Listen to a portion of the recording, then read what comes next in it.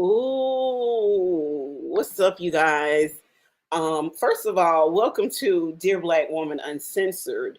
This is just a uncensored version of the regular podcast where we rip off the band-aid and talk about the stuff nobody else wants to talk about. Not like we don't already do that. But today we're tackling what it means to redefine intimacy, breaking myths and building connections with others. What is intimacy beyond the physical? What's holding us back from truly connecting to others? And how do we shatter the stereotypes about love and intimacy in the Black community?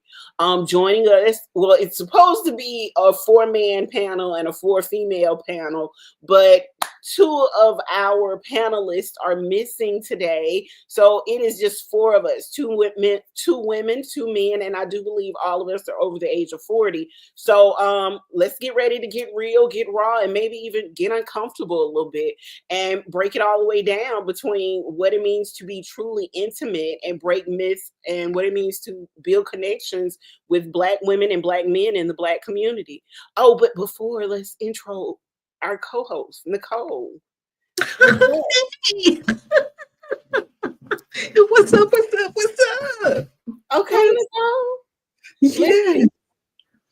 This is gonna be one of those shows where I'm hoping that that I don't have to remind you to let down the guard and be yourself. But listen, we're gonna miss Lauren on this episode. Not only Lauren, but Lionel as well. But it's the two old ladies, so to speak. That's right. Kisses to Lauren. Yeah, but as Lauren says, I am the troublemaker, so this should be interesting. And I promise I'm gonna be good on this episode. I'm not gonna start no arguments, no mess. But I do have a lot of questions. I have a lot of, opinions. And I know that's good. That's good. There's plenty to talk about. Yeah, I know you do too. But what's interesting is it is not just you and I on this episode.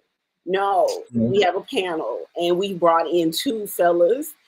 Just so happens they're both here in the same city that I'm in.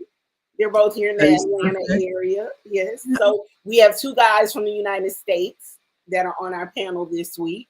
So they are here in Georgia. I'll bring them on. One's name is Sanchez. The other one is Dewan. And many of you have heard us talk about Dewan because Dewan is the one who produced Rabbit Productions, who produces our intro and outro music, not only for this podcast, but for our regular episodes of Dear Black Woman. He also produces the music for the 10 Dimensions of Wellness and quite a few other things that we do. So any music that you hear, most likely it has come from Dewan and Rabbit Productions. So let's bring on our panelists. Hello, fellas. Hello. Here. There you go. How goes it? Sanchez, how you doing, brother? Good evening, sir. How you doing, sir? I'm well. Yourself? Yeah, pretty good, man. I woke up breathing, man. I'm all right.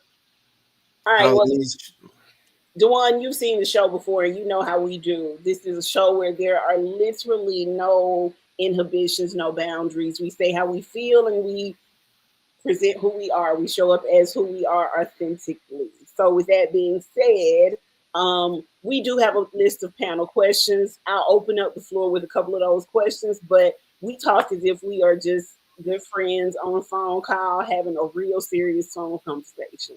So everybody's so quiet. I feel yes.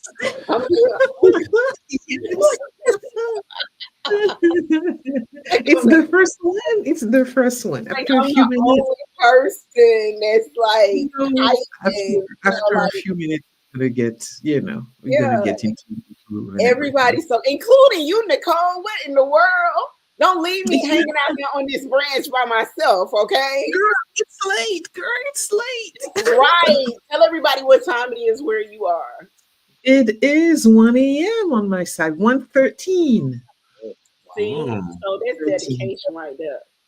That would be like trying.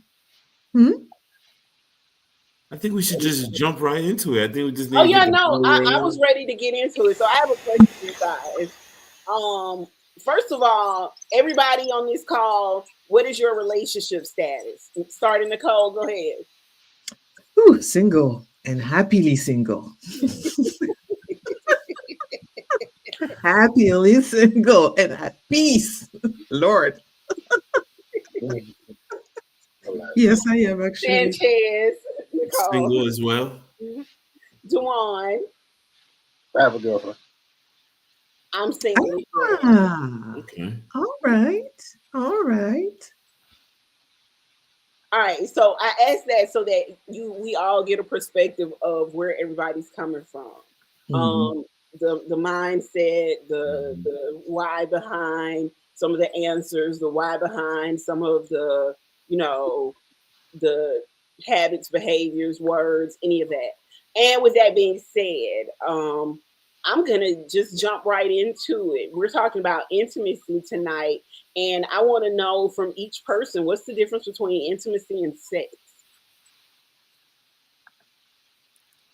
That's a good Nicole, question. I guess I'll start with you. Of course, you have to start with me. Intimacy, it's creating a bond, creating a partnership, creating something special between two people. Having sex is just, it's just having a functional, functional action, to me, pretty much. But being intimate and really being into it is basically another level of emotional intelligence and partnership. To me, that's what it is. Okay, Dewan, I think intimacy is you're gonna have to speak up. I'm sorry. Mhm. I think intimacy is a form of vulnerability.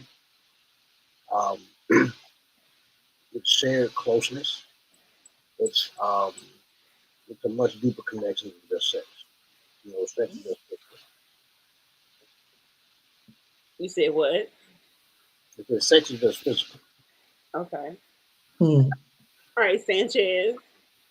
Um, for me, I think sex is a byproduct of intimacy. It's a result of intimacy, Mhm. um, or an expression. Uh, and intimacy is the true connection that results in sex. Mhm. I just see it that simply just that way. Okay. Y'all, am I gonna be the only person that's just Huh? And for you, Cami. well, I'm actually gonna agree with everybody. I think there are levels to intimacy, but I think sex is a expression of intimacy, although sex can also be just a physical act. Mhm. But I think intimacy has far much more to do with connection and bonding and things like that, rather than so much so just sex. Mhm. Yeah. And when you talk about intimacy between, and I'm not even going to say man and woman, I'm just going to say between partners, um, it's so much more than just sex. And I think intimacy is what makes sex great. Yeah, I agree. Hmm. It's It's funny. the What's the rule? it's You just jump in as far as when you. Yeah, you can say whatever you want to say. Yeah. It's like But I it's just funny we're talking from this perspective, but I think when we're younger, I think sex is perceived as intimacy, right? Because yeah, yeah. you I just would say, you yeah. just we're adults, so we've been through it. We had some life experiences. We know the difference. But I think younger, and I think some people do go through life thinking sex is a part of intimacy, and really don't understand that it's different for some folks. It's Mhm. the sex is better when intimacy is in place because if you're just feeding the flesh, the sex could still be good, but it's different when the intimacy is tied in. Mhm. Yeah, I agree. Good sex I and happy confused that's intimacy, I think. very true. Yes, I agree. Yeah. And I think that's where things get misconstrued, and you think you're building on something, you're just building on sex. Well, a lot of people don't know how to differentiate between, and I think that's sort of what you were saying when you were saying when we were younger. I don't know necessarily know if it's younger or just, people not knowing the difference between intimacy and sex. Um, a lot of people confuse intimacy or confuse sex as intimacy. So Yeah. that's why I said there are levels to intimacy, and sex can be an expression of intimacy, but sex can also just be a physical act. That is right. Mm. Nicole, I'm gonna need you to wake up. You should have been drinking some coffee. But I'm sorry. It's how do you guys long. think men and women sort of weaponize intimacy against each other? It's a control thing. Yeah. That's Basically control. controlling access to, Yeah. yeah, But absolutely. Yeah, that's a controlling thing, Nicole, definitely. if you say yeah one more time. and of course that would be primary a weaponizing of women. Women use intimacy as a weapon. I would Absolutely. Oh, yeah. men do the same. Men do the Men same. do the same I thing. don't know. I don't know. So many men is gonna go, oh, I'm Yeah, gonna men hold do the sex same. as Men ransom. do the same Not too many men is thing. gonna hold. This the nature of a man gonna hold sex as a ransom. Be like, Yeah. oh no, I'm not. That's a woman's thing. Yeah. Go sleep on the couch. That's a woman's. That's don't touch me. Very rarely you hear a man be like, don't touch There me. are men that do that too. There are men that do that too. There Yeah. are always those that do. But if we're talking on a major scale, if we're speaking in general, that's not what we do. We don't want to withhold sex. Or yeah. Women Or tend in to. intimacy. Hold Or on, wait. I believe you said we don't want to withhold sex. Was that not your statement? That's not what we normally do. Okay. Women tend So to let me not. say this to you. We don't want to withhold sex. However, I disagree. there's a control Mm. thing. That's it. Yes, it is a control thing, Yeah. Yeah. Don't I'm just withhold sex. refusing to give you access to me. That's what it says. Or that's a way also to manipulate people's feelings. Yeah. Why do women do that? So There's even a saying, happy wife, happy life. Hmm. Where that's come There from. is. The intimacy is There not is. just the sex, it's her being nice, her being, a wife. but that has absolutely nothing to do with what we just said. Besides, You Absolutely says, nothing. does besides partners the man, control, that man got to work. weaponize?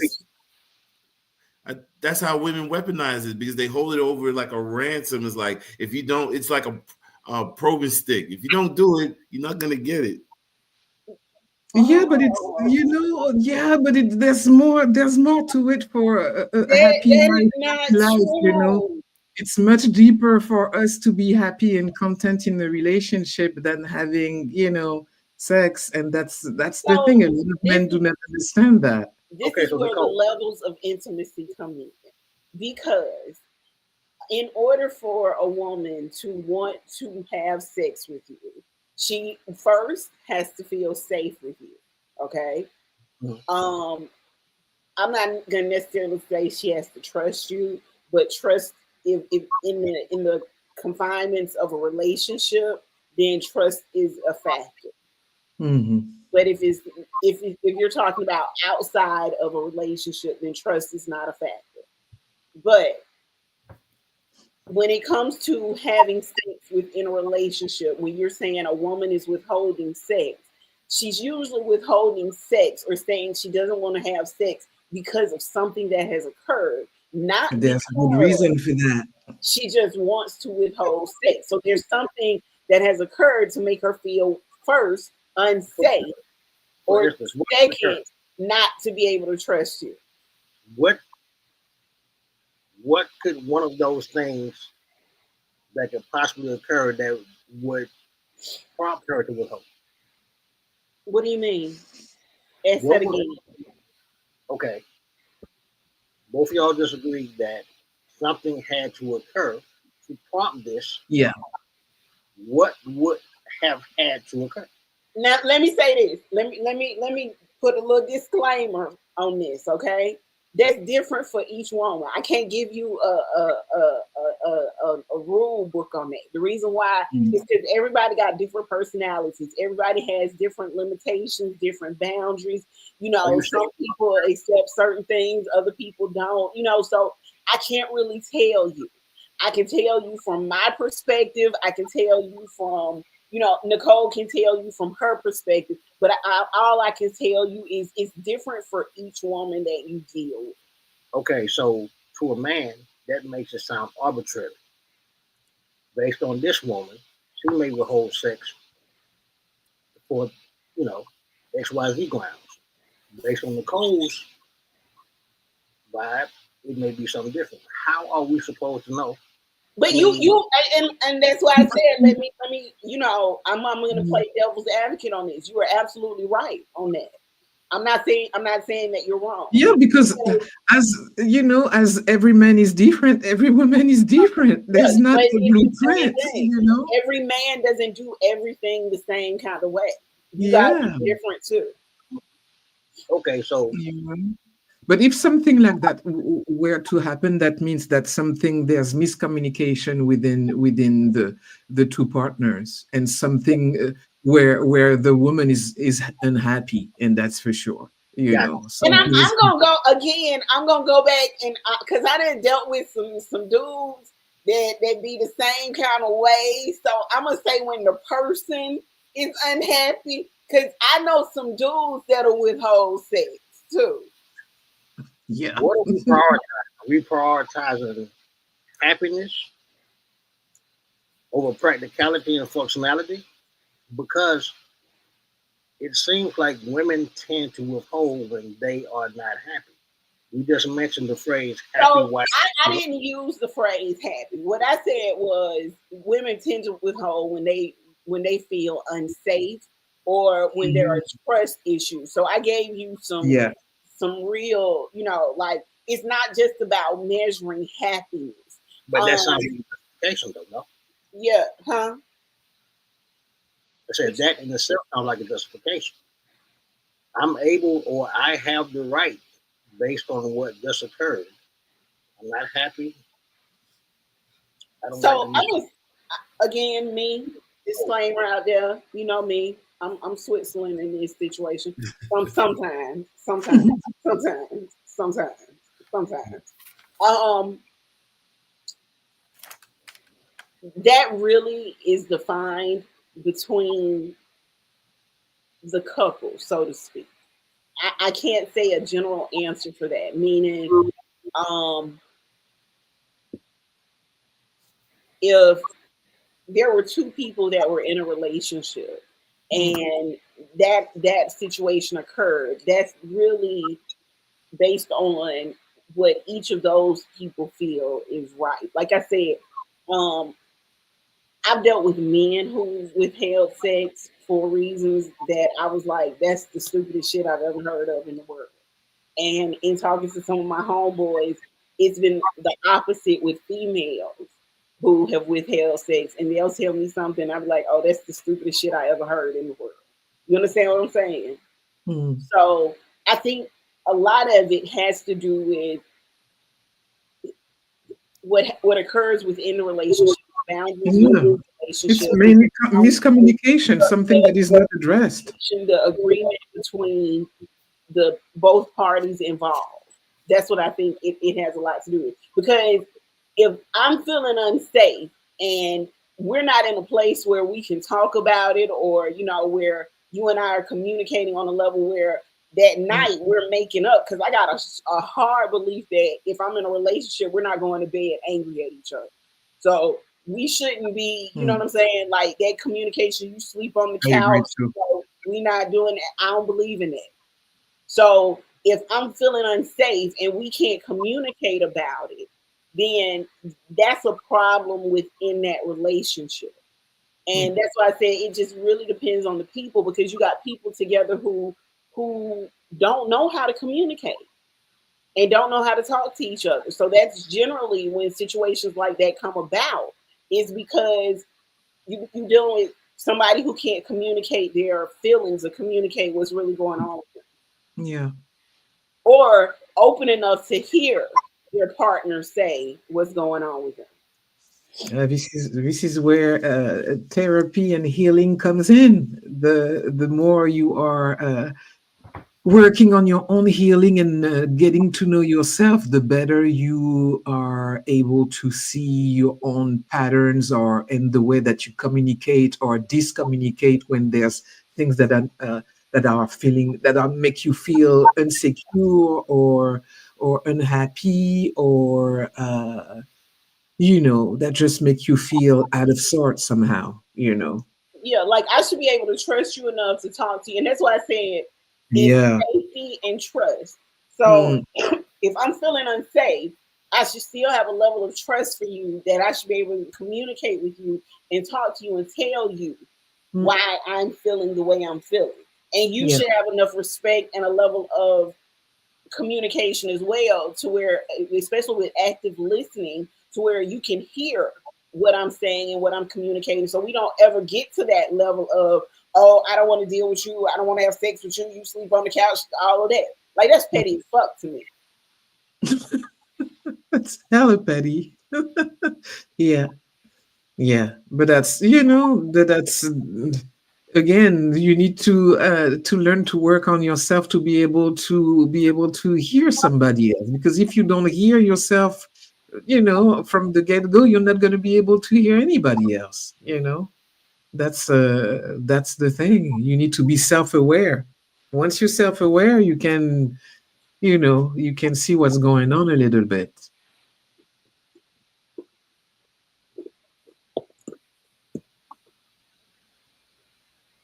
I answered your question.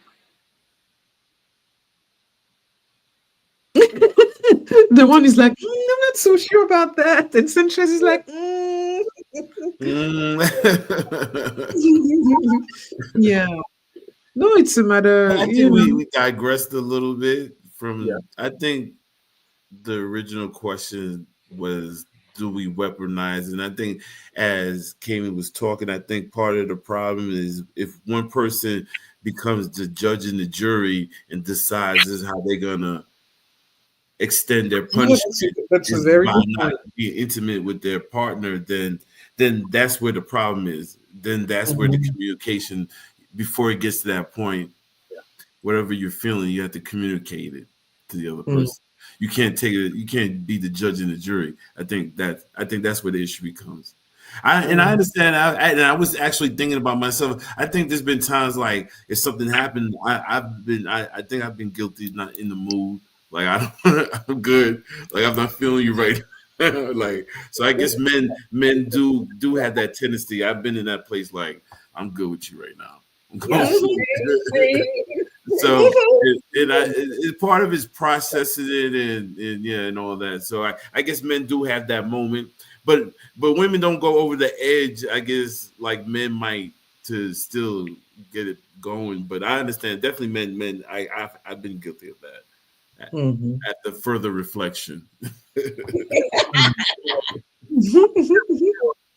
We have to feel disrespected. We have to feel a certain way.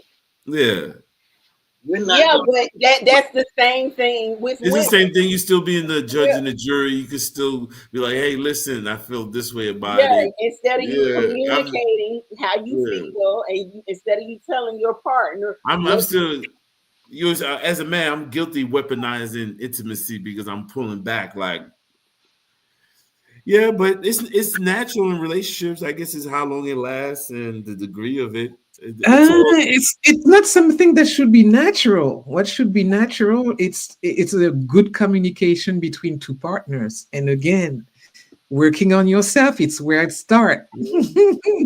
I and am a so big also advocate on therapy on this one, because it really helps you being self-aware about yeah, the things you do and the things that you don't do. And it helps you also communicate better, because you are able to better manage your emotions. That's yeah. that's the first thing. yeah. Yeah. And a huge part of communication is not what people think it is. It's not talking. It is actually being open and being able to hear and listen to Hmm. what the other person is saying. And I don't mean just hear, like listening in terms to Yeah, the thing, listening is but really actually underrated skill, listening really. and understanding and taking in what your partner is saying. Because if at a point where, if you guys get to the points where you're saying, well, I don't want to have sex or I don't want to do this, and you can't communicate that, that means there are some other issues that you need to talk Yeah. about. Hmm. Yeah. So, but active Mhm. listening is also, just one of those things that a lot of us, and I say us, don't do very well. It takes time. It takes time. It takes time. It takes time. All right, so I'm gonna ask you guys to be a little honest with yourselves and with us and our viewers and listeners. What's a toxic belief about intimacy that you think you carried, and how did it mess up your relationships or relationships in the past for you? Mm. I would say a toxic belief of intimacy, which for me, intimacy is love and emotion, is that love could conquer all, or love could fix or make sense at all. And for me, that's been a toxic trait because that's not the case. That is true. Mm. That is true. That You is know what? I would say love does conquer all, but it takes some work. yeah. Mm. That's the And thing that I people think not realizing, because yeah, in order to love, it takes some work I I to be able to disagree. totally get there. I I believe disagree. that, but I think love, again, love is an action word. So Mhm. love Mhm. always And takes, love is a choice. yeah, and love is a choice. You're right. So love always Mhm. takes work, and just in life, period, anything, you have to work at it, and you have to. Mhm. Let me ask you this. It's something I've come to realize. There's a huge misconception with the word. For me. I've noticed it's been a huge misconception. When people say love, there's an associated feeling like there's this endless forgiveness, right? Oh This endless. no, Let me finish. This endless forgiveness, right? And and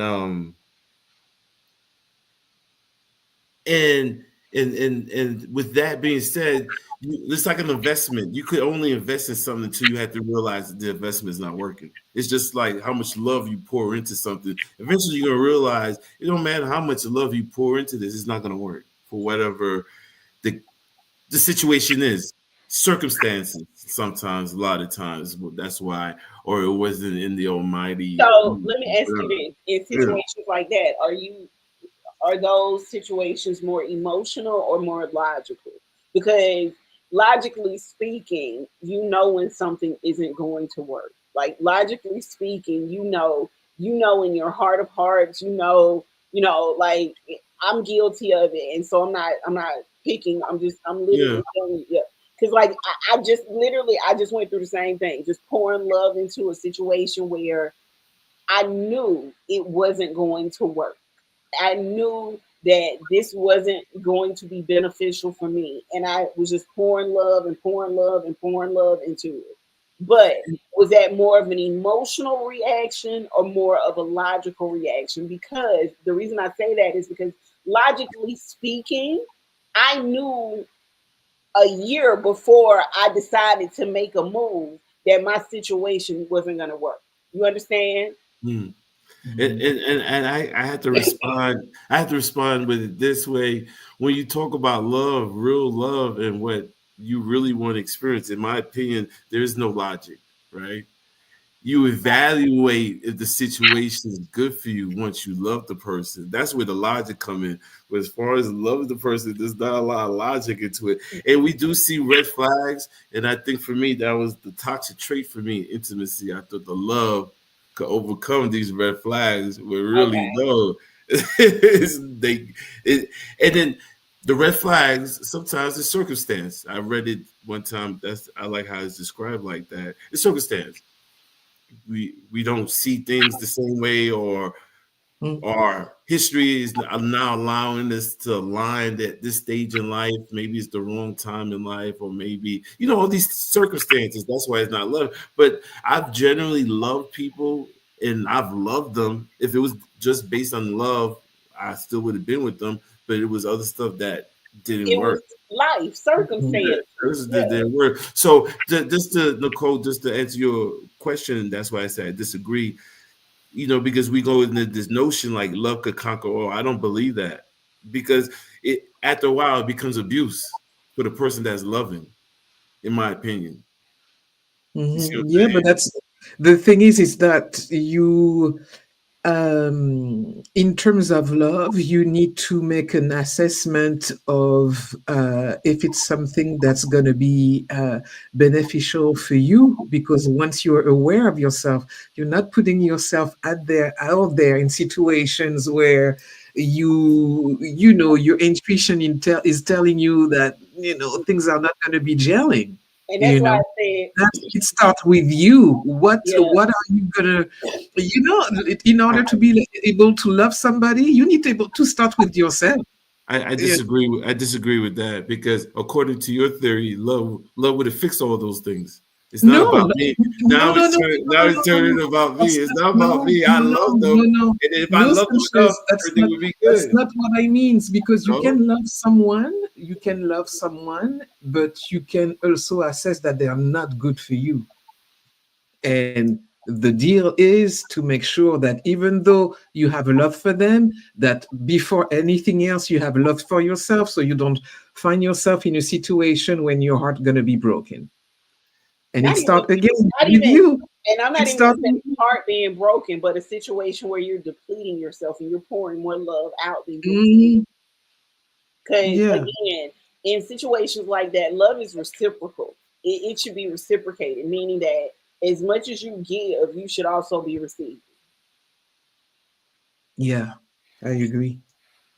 But there's level to that, to this. There's level to this. There's different way of loving each other. But the more self-aware, again, and I'm reading that a lot because those two dudes here don't want to talk about this. The more self-aware you are about yourself, the level of I, love that you have I for guess yourself going to be translated into your relationships and the people that's going to be around you. I That guess goes I back don't to see the correlation, or how where Mhm. self awareness in the amount of love I give. I don't see. So I'm going to try to explain this to you what Nicole is saying. What Yeah. Nicole is saying is in self awareness, you Mm. are aware of who you are. You are aware of, how you communicate, what makes you tick, what makes you, what triggers you. You're aware of how much you love yourself. You are aware of you. You are You're aware of your needs. Yes, you are aware of everything about you. But in being aware of everything about you, you also show a level of love to yourself. You also show a level of respect to yourself. So, in doing so, in loving yourself and in respecting yourself, you're not going to put yourself around anybody who isn't going to, one, love you or respect you in the same way that you. I'm not going to agree with you, Nicole, on this, in the same way that you would love and respect yourself.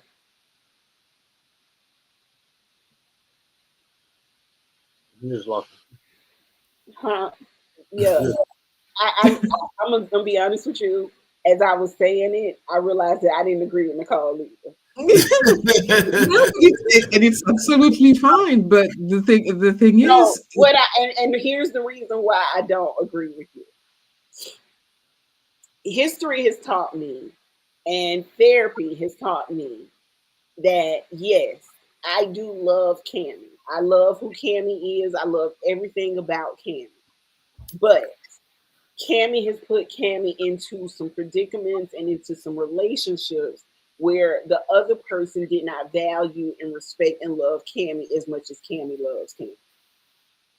So I do get what you're saying, where you're saying that discernment and all of that will be there. Yes, as we learn and as we grow, we make better decisions. We learn to, not be around certain people. But I also hear what Sanchez is saying when he's saying that, love is feeling like love can conquer all things is a toxic trait. Like, love can't fix everything. It can't. Yeah, but the thing, love is a choice. When you decide to love yourself, But then no, you are able I, to apply it. but That's no, that's exactly my point. That's exactly my point. I That's think exactly my it's. point. I think this is how I see it. It's like a vase, right? The vase got hole in it. It's not gonna. It's never gonna be able to hold the water because, and the love is the water. It's never gonna be able to hold the lover. And I guess for me, is like, is I could be self evolved and self in tune as much as I want. I still can't make that work. My love is not as much Yeah, love I exert or show for that person.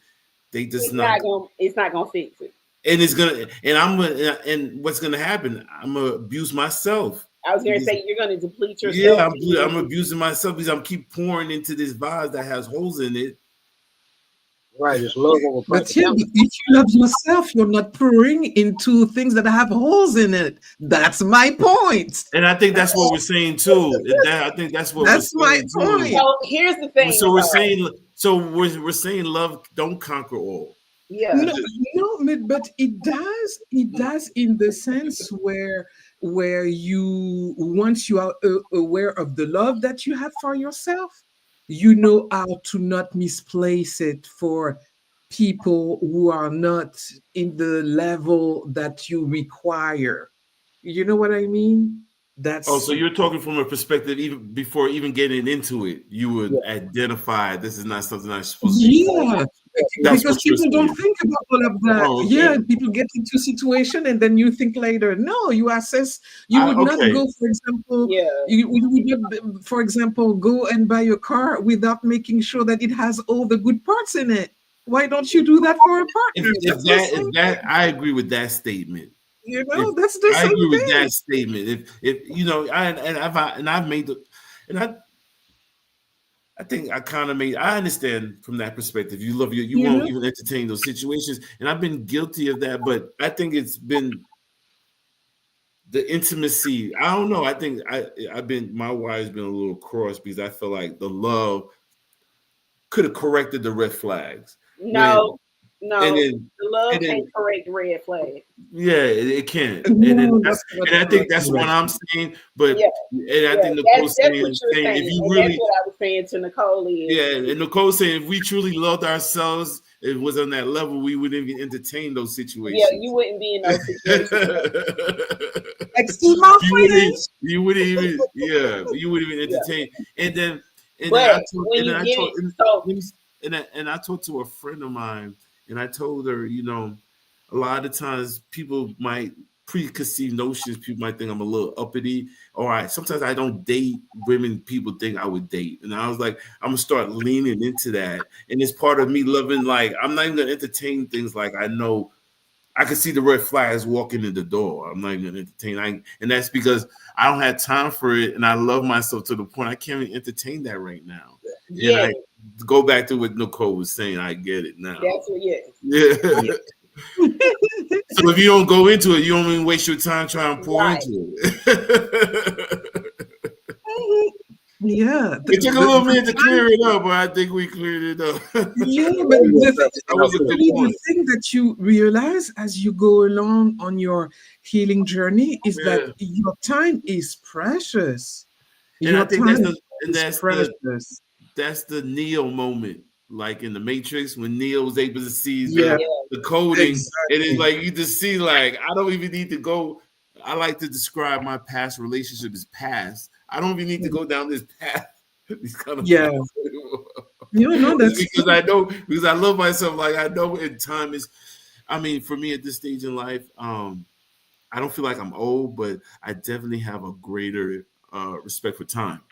yes, Yeah, yes. I greater agree respect for with you. time I because agree with the way these years go by and you.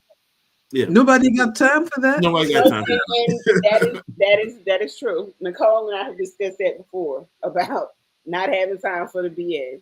So that. Mm, yeah, No, that's true. And because it's just because it's if you want to do things right, and especially if you want to be in a loving relationship where you both are working and evolving together, it takes time and it takes energy. So when you're lost on the wrong path, that means you have to go back to yourself and start again from scratch. And let me Nobody just say has time this. for that. I think each of us have been in that situation where we've had to sort of, I'm not going to say start from scratch. Well, hell, I've had to start from scratch. Um, At some point, we all so do, you don't want to keep following that same path. You don't want to keep following those same behaviors or keep having those same habits.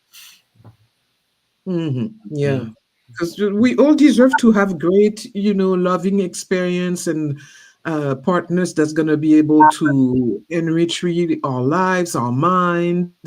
That's the way a real partnership and loving partnership should be, So and it's not getting into La La Land as well, because I think, and especially probably for our generation, the Disney vision of love and the pink tinted glasses, no, there's work to be done, so yeah, that's the first thing actually when you start really when you're in therapy. So yeah, suddenly you really see the things for what they are, and that's a little bit of a shock and an adjustment, on your journey, and you reflecting on all the things that you have done, and like that's a big step there. Yeah. All right, so let me ask you guys this. How do you think societal stereotypes like the strong black woman or either, hypersexual black men um, sort of curve the way we approach intimacy with each other? Because it's just assessment based on people who have trauma. Not all black people act like that. People have healthy relationship, and we are like everybody. We have suffered tremendously because of our past and our history, and yes, there's really a lot of healings to do in our communities, but I think we've there's talked about this before, Nicole, yeah there's where we talked about that label of being a strong black woman and what yeah that actually means, and how that's more of a not so much so a compliment or to us anymore, and how it has built or sort of structured the way that we see relationships or the way mhm, we deal with relationships with each other. yeah yeah because it's just an assessment. Yes, we are strong, but we are also loving and deserving of good partnership as well. So saying that every black man is promiscuous is not true. First of all, and it's just not giving us our flowers. There's many levels to all of this. So how do you There's think that, and I'm leaving this to everybody, so any of you guys are free to answer this as well. How do you think this actually shapes the way we deal with each other, especially when it comes to those stereotypes?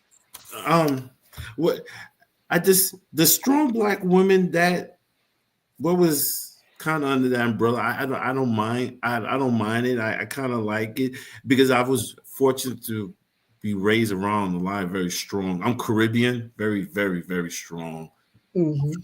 So I love I admire it. I love it. That's why I predominantly have always dated black women because I'm so attracted to that strong black woman thing.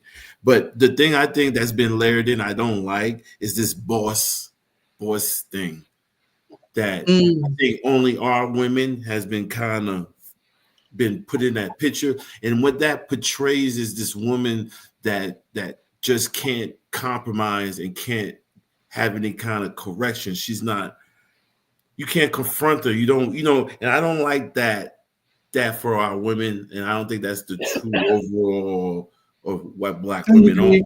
And then, And that's sort of what we said before and when then, we said about that strong Black woman yeah, I just, stereotype.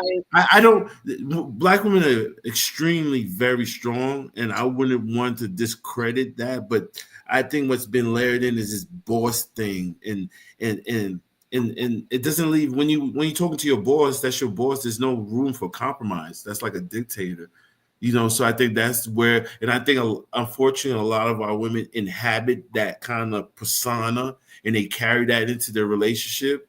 And you can't interact like that in the natural balances with a man and a woman if you're coming in there, with that. And at the same time, a man shouldn't put him in a position to be beaten up like that too. He should be a man in the true Yeah, definition. it's because mainly people are focusing on women who are in their masculine. So Yeah, and I think there's a lot, but that's a whole. And then the hypersexual thing for Black men, and I think it is it's just even for men, as more accessible you are, the less value you have.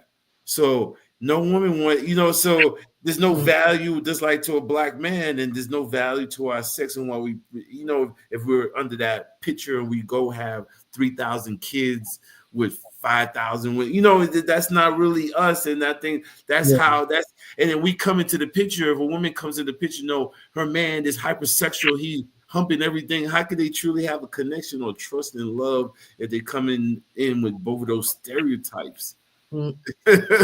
Even and just that, even without the trauma that people bring in, just those stereotypes, societal kind of stereotypes, it brings.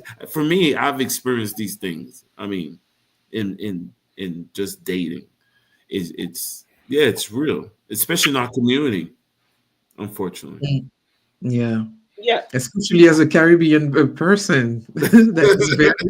I mean, I have women tell me like I'm Haitian, so women like, how many families you have? I don't even have a child, so. Yeah. No, I understand that. Trust me, I'm Caribbean as well. So So yeah. that's the stereotype. That's not that we had to it's uphill But battle. because it happened a lot within our community, within the Caribbean community. But the thing that people need to correlate that with is that, our ancestors didn't really have the luxury of having families of their own. So in order for us to survive, we needed to procreate to Yeah, make sure that the bloodline would carry be on. alive. So, and we were used against our will. So we need to put that in context as well. So And I think our counterparts, they don't have a lot of these hurdles that we come in, we have to fight.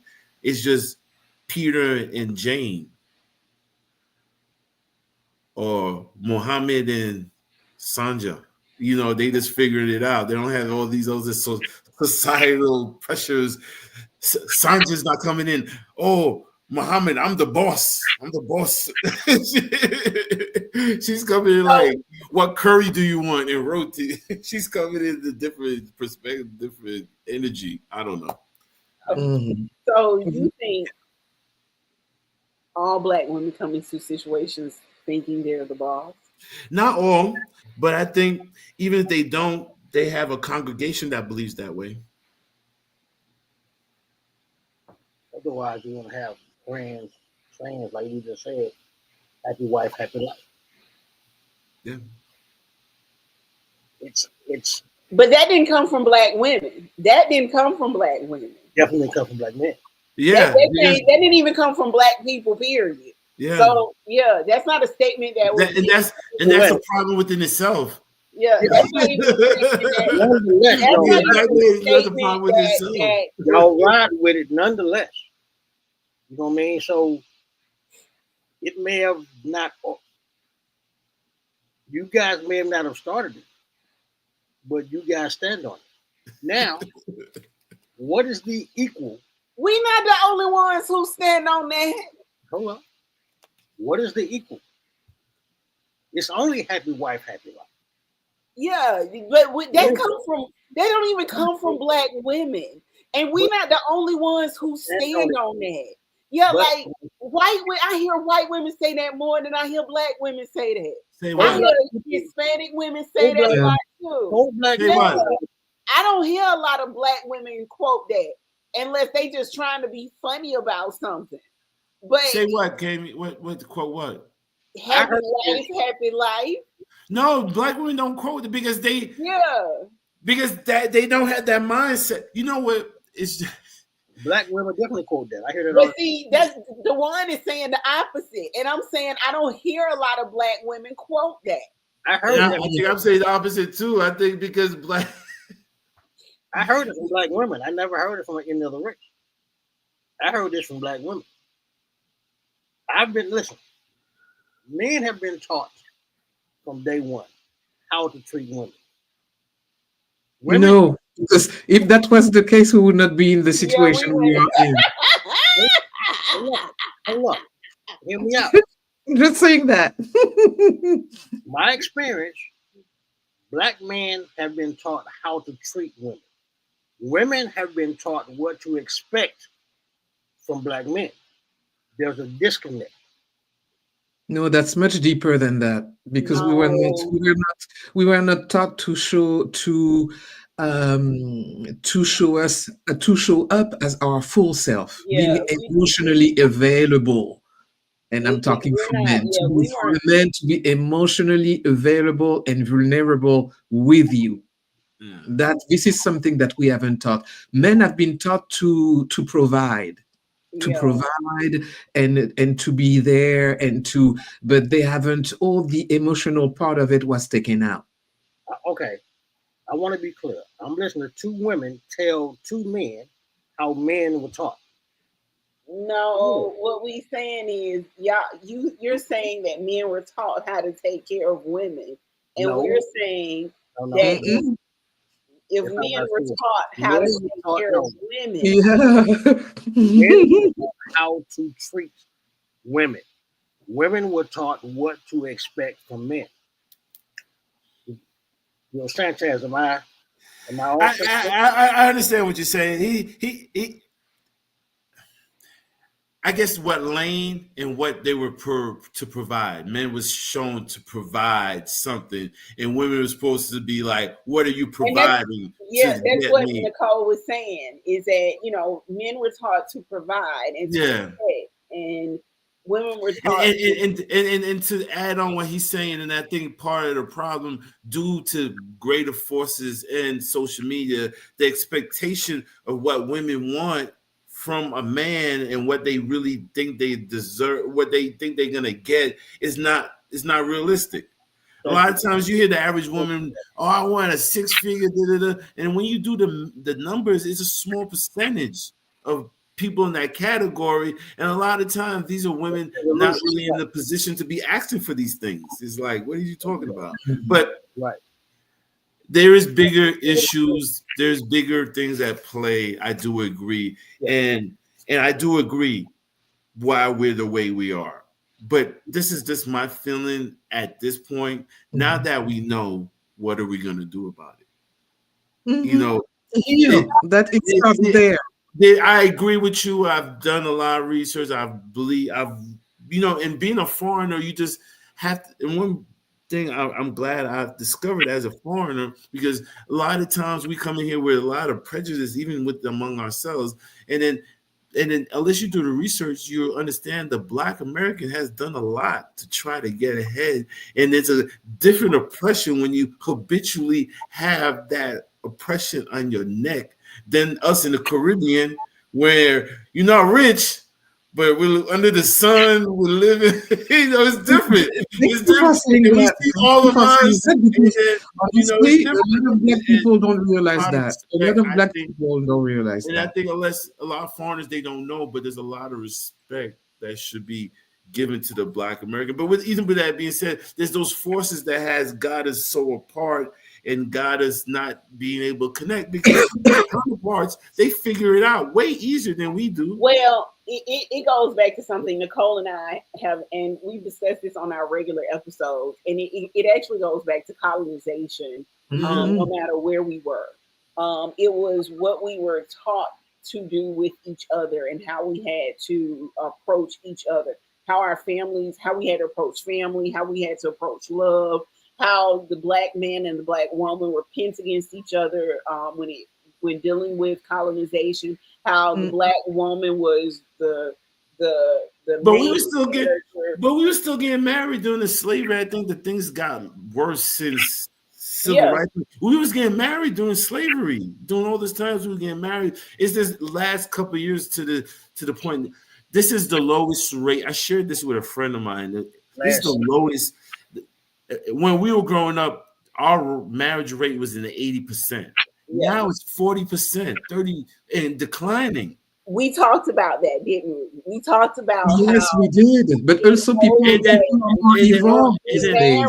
we married for security. We married for certain things because There's nothing wrong with marrying for security. No. There's nothing wrong with that. Listen, and here's why. That's actually how you build wealth. No, that's not what I'm saying. Listen to why we had to marry for security then. You have to remember at one point, not just black women, but women, period, could not own houses without a man. Yeah. Women could not have bank accounts. I understand. I understand. It was until 1974. I understand the woman part, but for me right now, because we're in the worst shape, is black women. I'm not worried about what I'm saying. Okay, so what I'm saying to you is you said in certain times and in certain days there was more marriage, there was more relationships, I guess more togetherness is what you were trying to say. All I'm saying is the numbers, the hard numbers shows it. Yeah, but we need to put but I need you to understand why things yeah, we didn't have the choice but getting married. Yeah. You know? So and that's what I'm saying to you is yes, you have higher numbers of marriage back then because there were no choices for us but to get married. We were told, like when you just said you're a woman, you're supposed to get married. What choice is there? No, what you're supposed to? Hell the fuck no. Hell the fuck no. You're married. You're supposed to be a man and a woman. You're supposed to get married. I'm a woman. Do I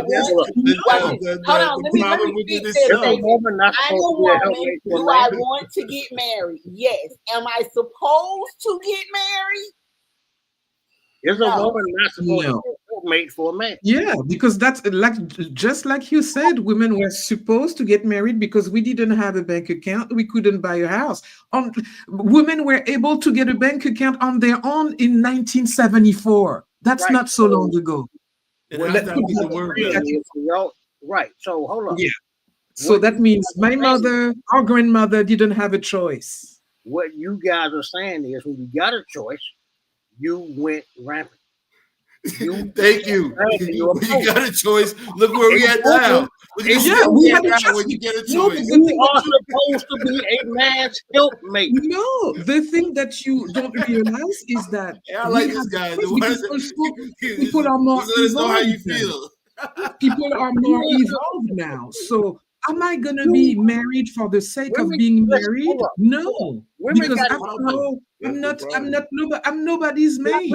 I'm not having another child. No. Fine. No. If I want to be in a partnership, I want to be with someone that is with whom I am equally yoked. And too many, and I saw this around me with my parents and stuff. My mom was. It's not that my parents were not capable. It was really the construct of the time. You're getting married, you popping kids, and people have other expectations now. And it's okay. But people shouldn't be married.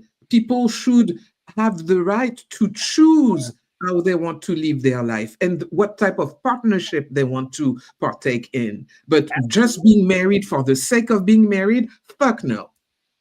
Excuse my French here. What I'm saying is, if a woman is choosing a partner, she has to be a helpmate.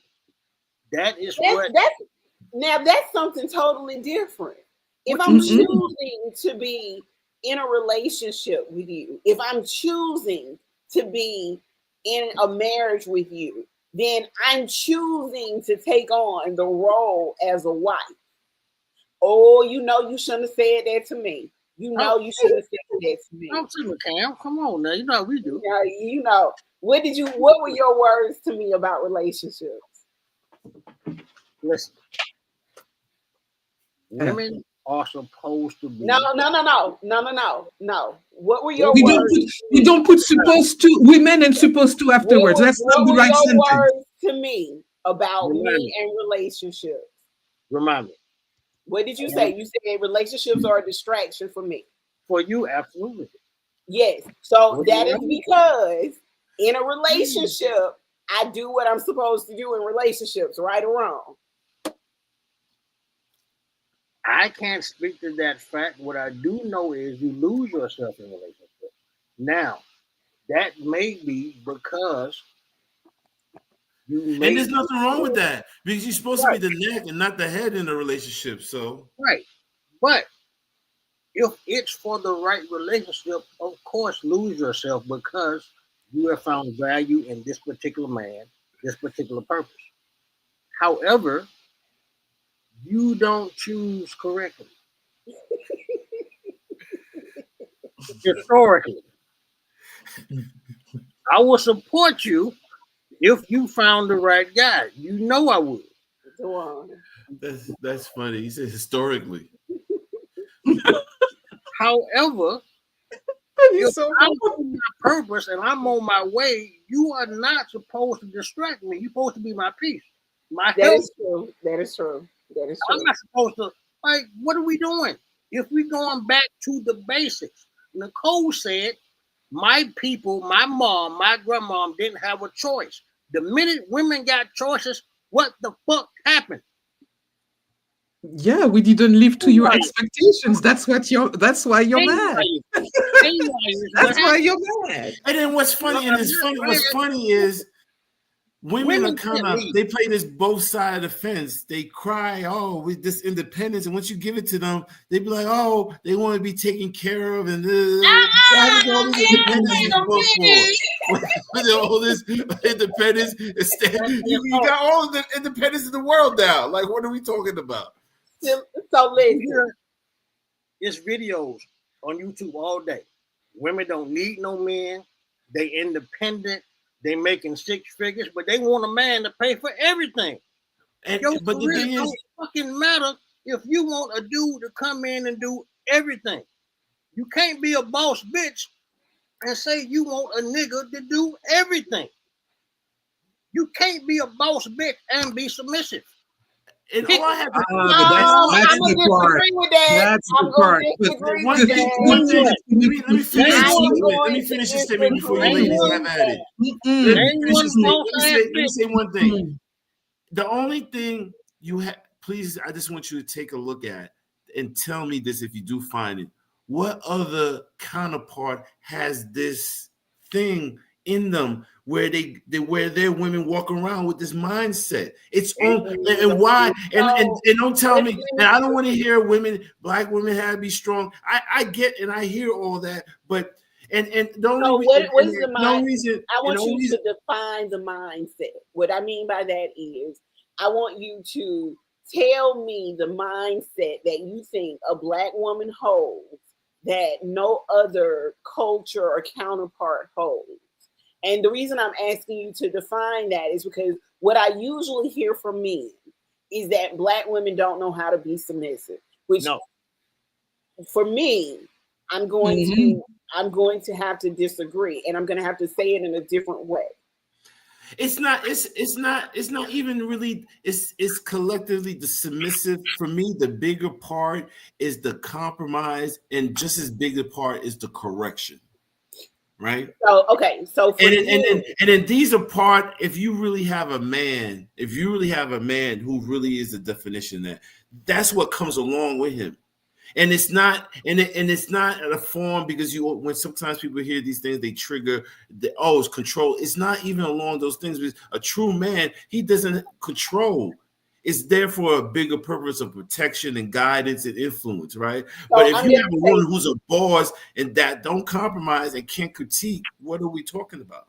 Now, I'm going to say this, that I do agree with, because what I do believe is that regardless of what you call yourself or how you act or what you want to be labeled as, I feel like with the right man or the right guidance or the right person in your life, a woman naturally becomes submissive.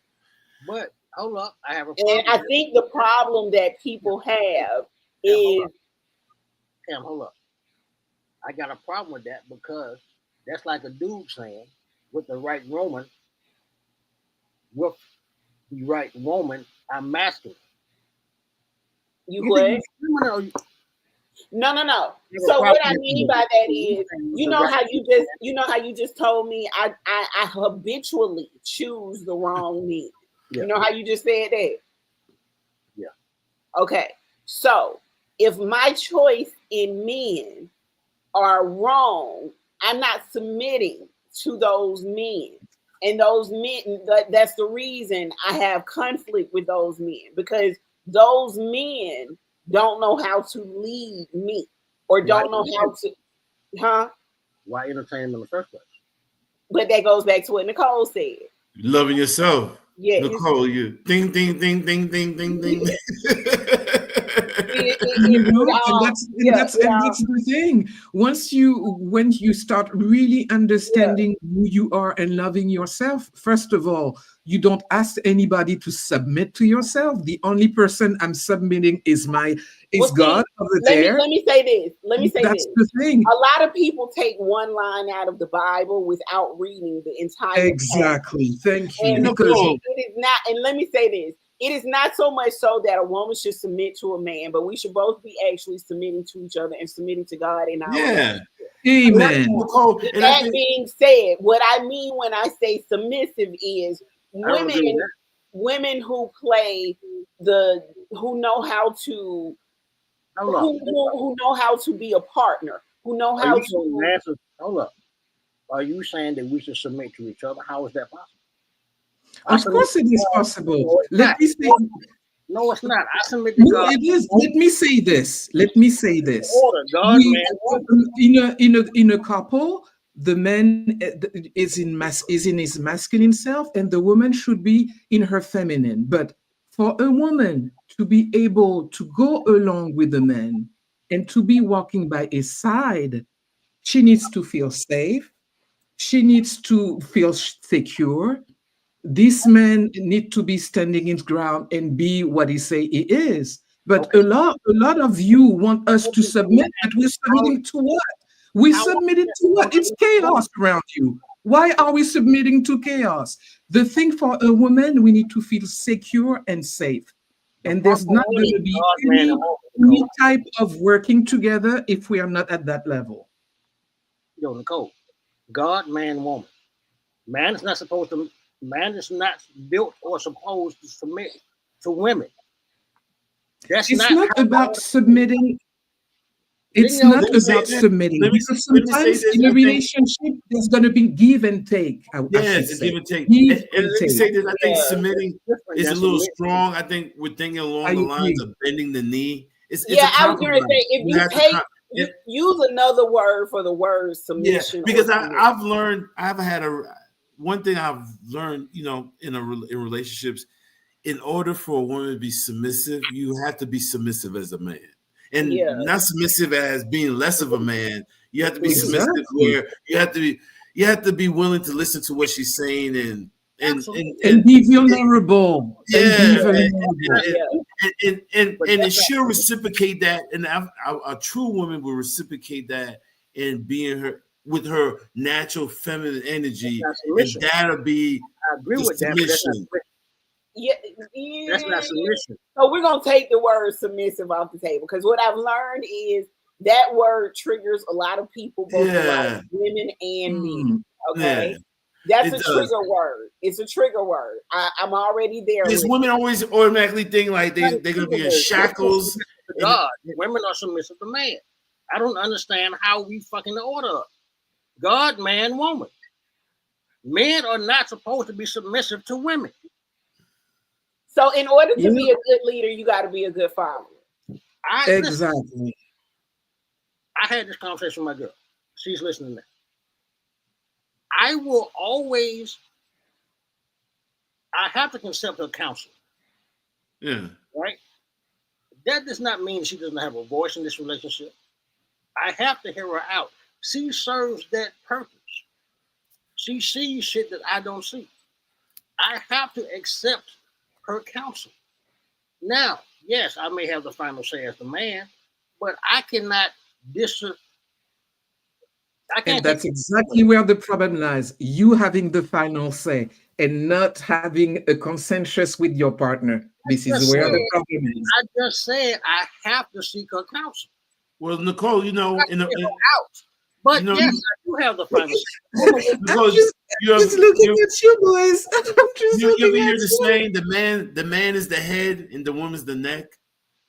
Right? It's not so much that. It's like, for example, you're having a company, right? You're having a company. It's a 500 fortunate company. So in order to make things work, not everybody gonna always be right, but for the sake of the company, we're moving as one. Who's the CEO? That's the thing. Who's the CEO? Yeah. But the majority shareholder could disrupt all of that. I'm not talking about the shareholder. Disrupt all of that. The CEO is doing, and I'm not even gonna lie to you, but the CEO and the board make the final decision. Yeah. So, but that's the thing. It is because we need to be able to hear each other. I think that's a trigger for a lot of folks. Yeah, I do. The word is a trigger. Yeah. But I think for me, compromise is better. There has to be a lot of compromise between us. Absolutely, and we have to be in that position to do that. But where we come in with certain personas and stuff like that, it makes it difficult. And another thing that makes it difficult is people's tribes, women's supporting cast. Men, and I tend to say women use women a lot because men tend to run lone wolves. No. And then women usually are in packs, and they usually have bad congregation groups that give each other bad y'all got them kind of groups. Bad advice. It's a lot of men that have them kind of groups. There are a lot of men who have motorcycle gangs, who have all of those different types of clubs and that's the truth. Situations and groups where they run to. You got your friends, your core group of friends that you run to that listen to you when something going wrong. They your hype men. You got those same people. You got your yes man. You got your no man. You got your man. Cam, we don't do that. That's a lie. That's a lie. Okay, I'm just gonna straight out say that. What's the type of man? I don't have those kind of. My friends are very honest with me. I want to keep people very honest. Y'all got friends that hype y'all up and tell y'all, oh no, she wrong in this, or this, that, and the third. You guys have the same. I have seen it. Me too. So I'm like, yeah, right. It cracks me up. In my last relationship, I've had male friends as him that told me it's my fault. And I get it. That's why I said you got your yes men and your no men. So in every tribe, you got the same thing. So like in my tribe of people, no, that's not what men do. Yeah, y'all do. Y'all got a hype man. Y'all got a hype man that buddy that. Women have aunties. They have great aunties. They have cousins, daughters, grandmothers, and they all think the same. And you gotta. It's hard. If you're trying to, that is not true, is it, Nicole? That's not true. That's not true at all. And the reason I can tell you that's not true is there have been times that we have all gathered on these calls, and if somebody is wrong, we tell them why they're wrong, and we tell them that they are wrong. It is not that we all think the same. As a matter of fact, we are around each other because we all have different thought processes. The women I grew up with, my aunts, my cousins, we don't think the same. We don't even act the same. No, that's an exception to the rules there. Thank you, That's brother. normally Yeah, what but the that's like we need to be careful with the generalities, like thinking that every woman think the same way. No, we're not. We're not. Yeah, No, we don't, we we're don't, we don't, definitely not. We're definitely not. we don't, We and like we to don't have a sit around and have yes man hating circles. We don't do that. That's not something we mm-mm. do. If you're No. wrong for something that you're doing in your relationship, we We're gonna be tell honest. you you're wrong. there's We're gonna be always honest exceptions tonight. to the rules. We're gonna Mm. be honest tonight. Men check men. Men have honest. Yo, bro, Mm. you're on some bullshit. You're gonna lose that woman. You Now tripping? I've heard those conversations too. Yeah. But y'all also, that's why I said y'all got the same kind of tribe we got. Y'all got those same conversations where y'all got people that tell you all the truth, that call you on your bullshit, that tell you when you wrong. But you also have those hype men. You have those men that's gonna tell you that, every time she do something, she wrong and that you right. You got that too, just like we have that. But when Men you're don't have wanting that. to hear an honest opinion, you Men know who to go to. Cam, men don't have it. We can't. Jawan, let me just say this. Say you don't have that. Say you don't have it. Because Sanchez just said he didn't have it either. Yeah, well, no, then, no. guess what? Just like Sanchez said, it's We exceptions don't to have every rule. Okay. Yeah, you come with your own phrases. Listen, So with all this being said, right? What's the first step in the right direction? so Start with working on yourself. It my start there. yeah, that's what I was going to say. I think Mm. a lot of healing comes with self healing. I think a Yeah. lot of healing comes with being honest with self about Mm. who we are, how we see self, how we deal with self, and then taking that self healing and that self love to the community. And I think that's how we have to approach this, because here's the thing: as a woman, I can't tell you as a man what you need to work on and what you need to do to heal yourself. I've not had the same experiences as you. I've Mm. not lived the same life as you. I've not, walked the same path as you. So I can't tell you what your healing looks like. But what I can do, and I can't fix you, but what I can do is I can love you along the way. You understand? And I think that's where we get very confused, or we get very, it gets a little muddy with us. We forget to lead with love in a lot of situations, and that's just what it is. Why you laugh? Mm.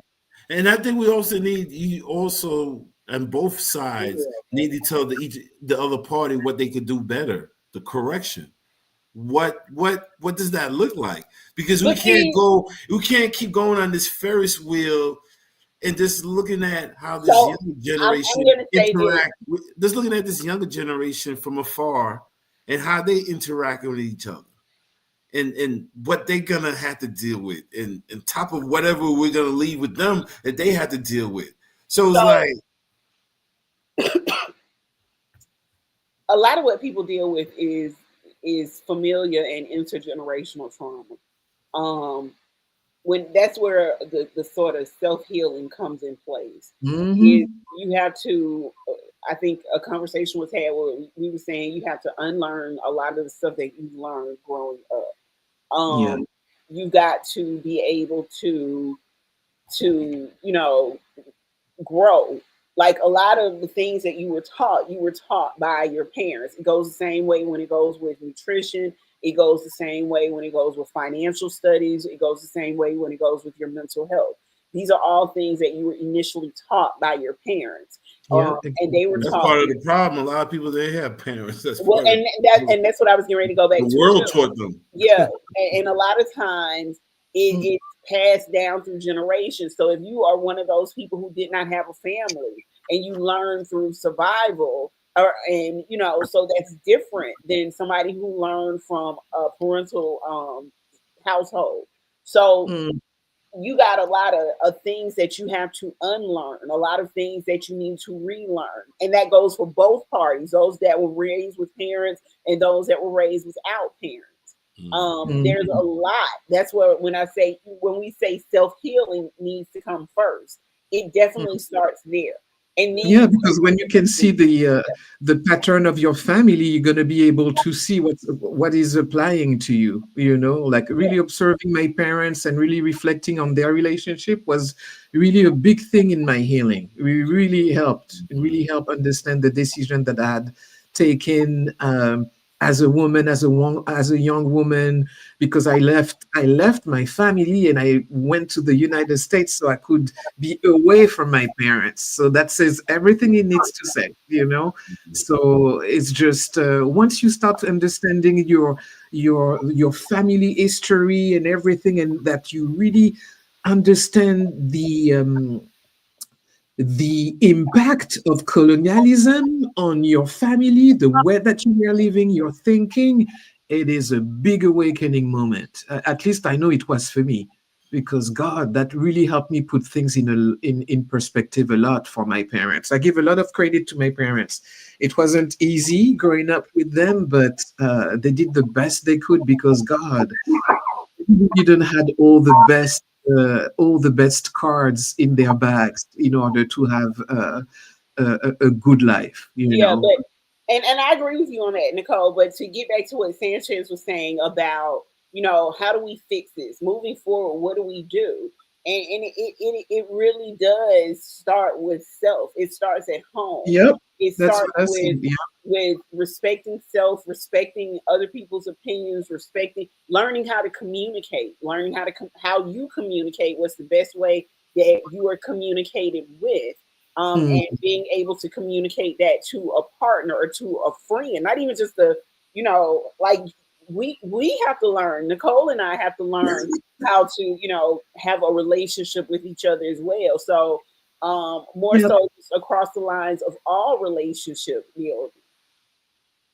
Really, it's just, the more that you get to know yourself, the better you manage your emotions, the better you communicate, the better you understand things. You have you more how can I say this?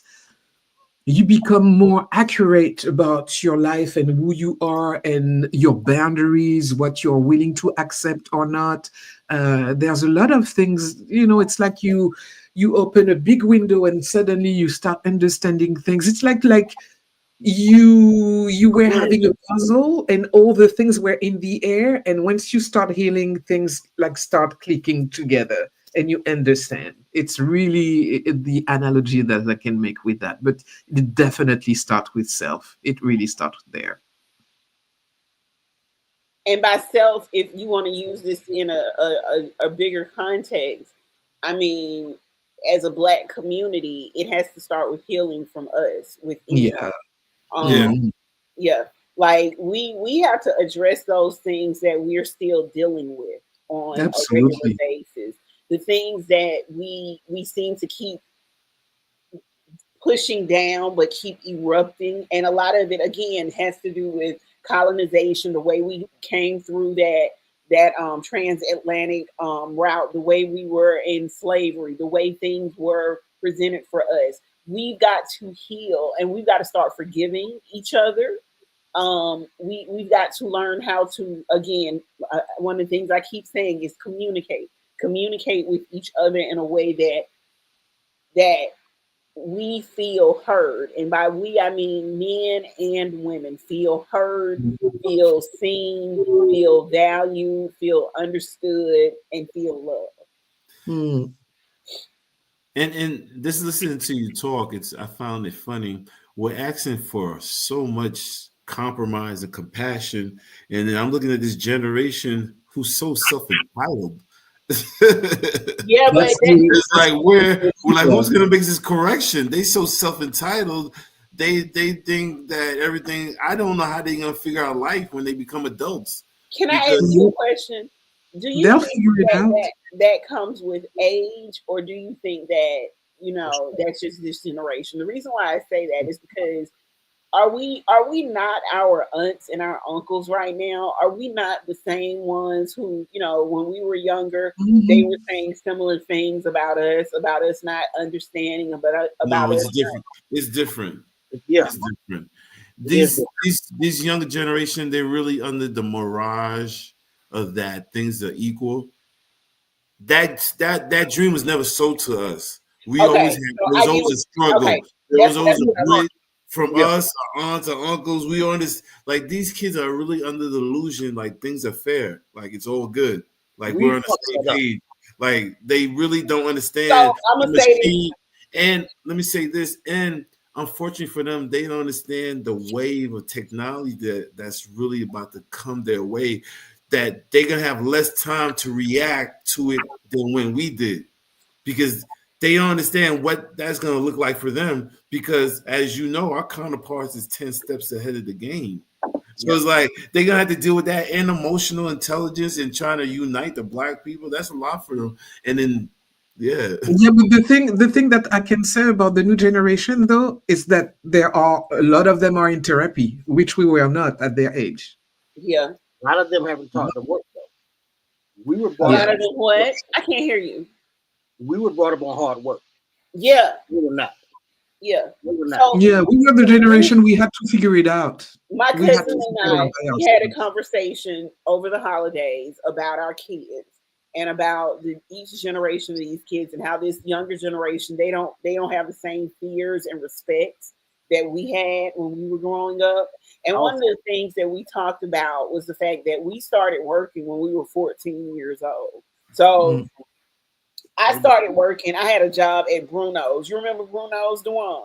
Yeah. I had a job at Bruno's when I was 14 years old, and I've been working ever since. But these kids didn't have to have work permits. They because there were no jobs available for them when they came around. Like Now that we saved them, Candy. We said when we got old enough, when we did better enough, we moved them out of the environments that made us who we were. Right?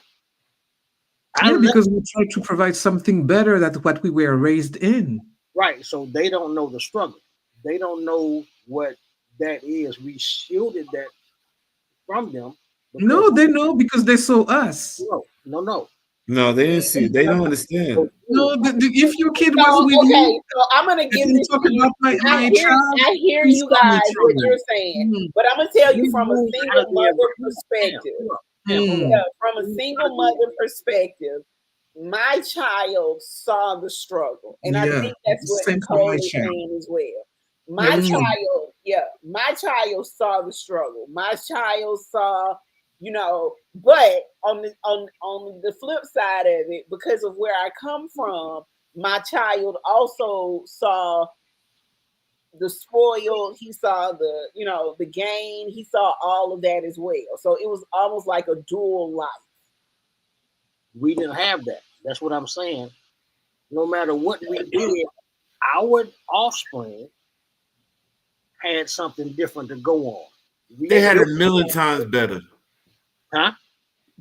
They did. Those like our springs. I don't have any kids, but that generation, they had a million times better than we did. A million times better than we did. Are we not? We are our uncles. We are our aunts. We are those Say the people. person who have no kid. No. Listen, I grew up during the crack era. I grew up I during was the living. crack I was living in New York during that time. What are you talking about, era. sir? Wayne Williams. These kids don't even know what it's like to walk down a pissy hallway. They have no concept of They what know. a They know. They street go dealer to looks public like. school. They If don't they have go to They public know. school, they know what it smells like. Cam. Yeah, Wayne they know. Williams. And it's Wayne not a Williams. reference. Now You they don't know. know what Wayne Williams Name is. one kid scared of Wayne Williams other than us. They don't know Nobody. girls. They don't know nothing. How But we see, they grew got up. their own fears. They got their own. Listen, Not having to be. I heard something the other day that really had me thinking like how much different these kids are from. This man was like, when I was growing up, I used to go to emergency room during the summer. All I seen was little kids with broken bones and cashes and stitches. He's like, when's the last time you seen a little kid with a cast on with some stitches? They don't even go out and adventure life and go do stuff you ain't like gonna that. see that now They because so your parents sheltered. take They you in the to the house playing. hospital to CPS. They don't want to go outside. They want to stay in the house play video games. And that's why when somebody says something to them, they get traumatized. because they don't have any social skills. They're in the house playing video games all day. But I'm just saying this, they don't compare to us. Like we weren't diagnosed. They don't compare to us. We were built different. It's that they're soft. Yeah, I'm agree. No. Making an assessment like that, it's not. It's not okay. Judging people being soft is not okay. It's not okay in my book. Wait a minute, Nicole, because my son did say the same thing. My son is 25, and he said, "Mama, we are a whole lot softer than y'all were." I see this comedian. It was no kids out, no bikes, no skateboards, no remote control. Where the fuck were the kids on Christmas Day? It was a ghost town every fucking year. These kids are soft. They're in the house. They're in the house. My nephew, he's 14 years old. He's about 6 feet tall, right?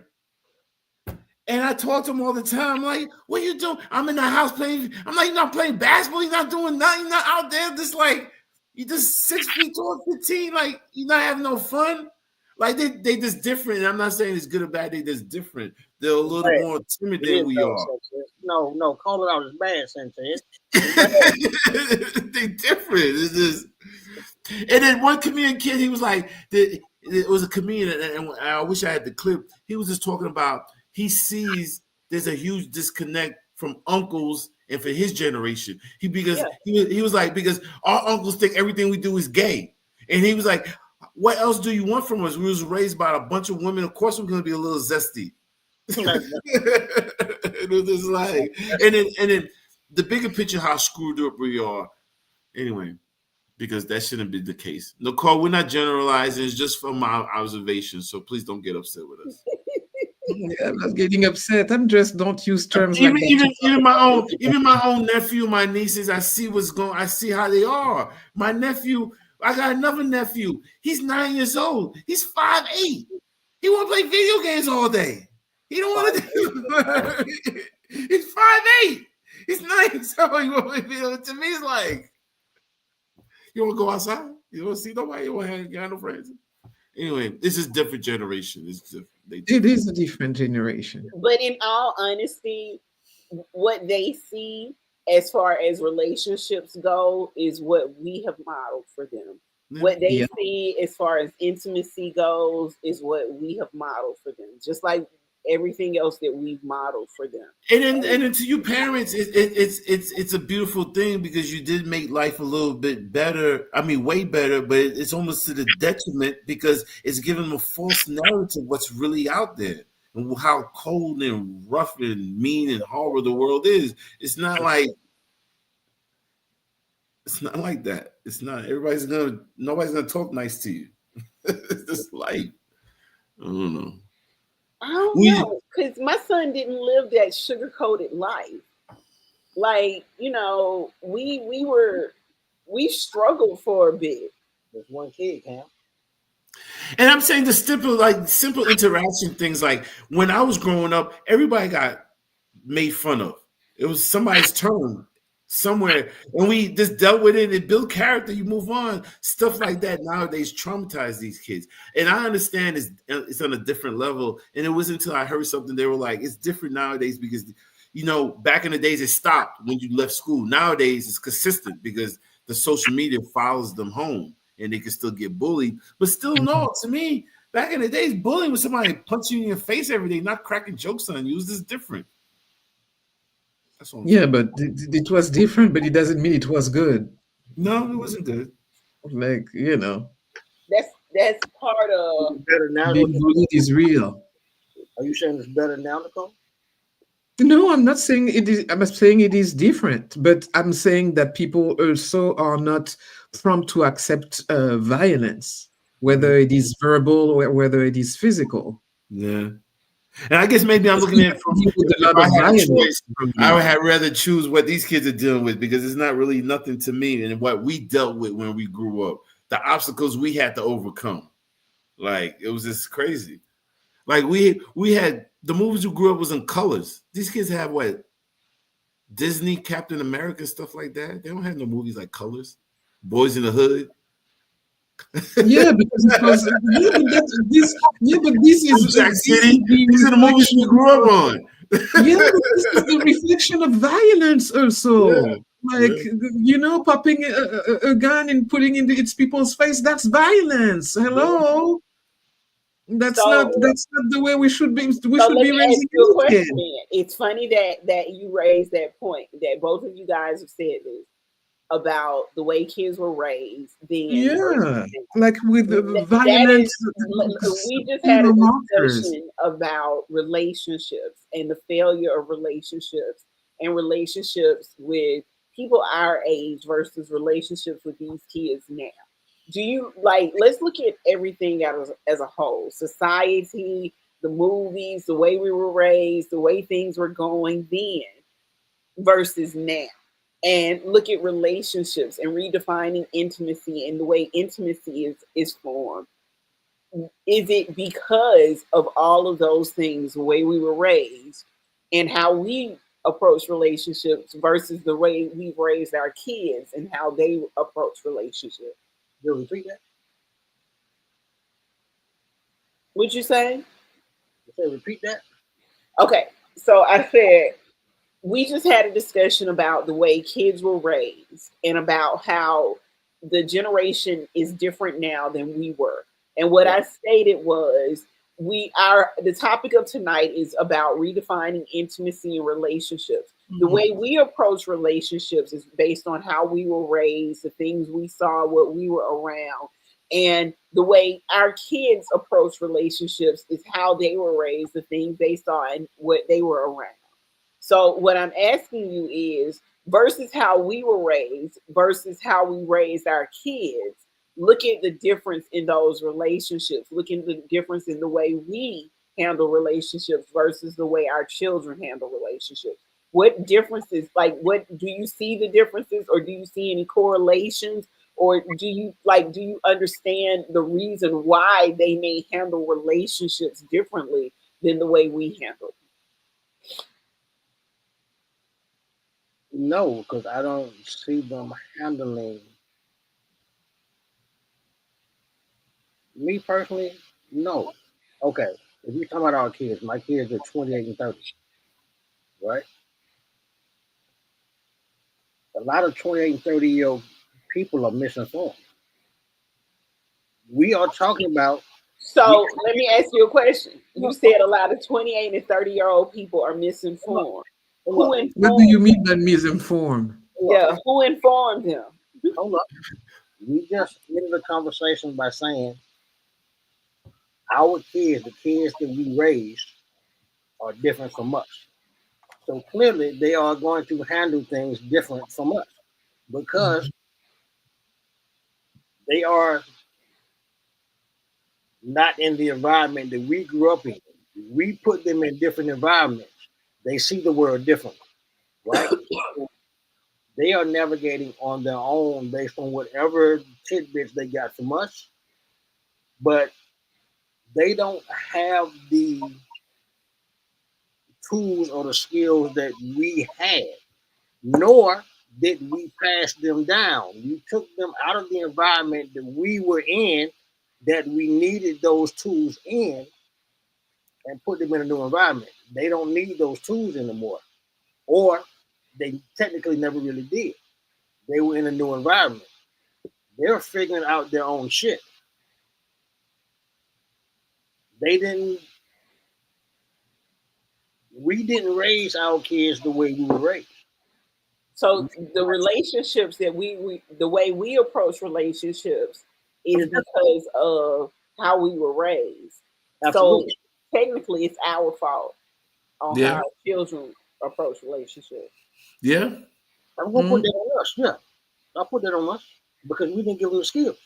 There was no need because they were no longer in the same environment that we grew up in. We didn't give them the skills because we didn't have them.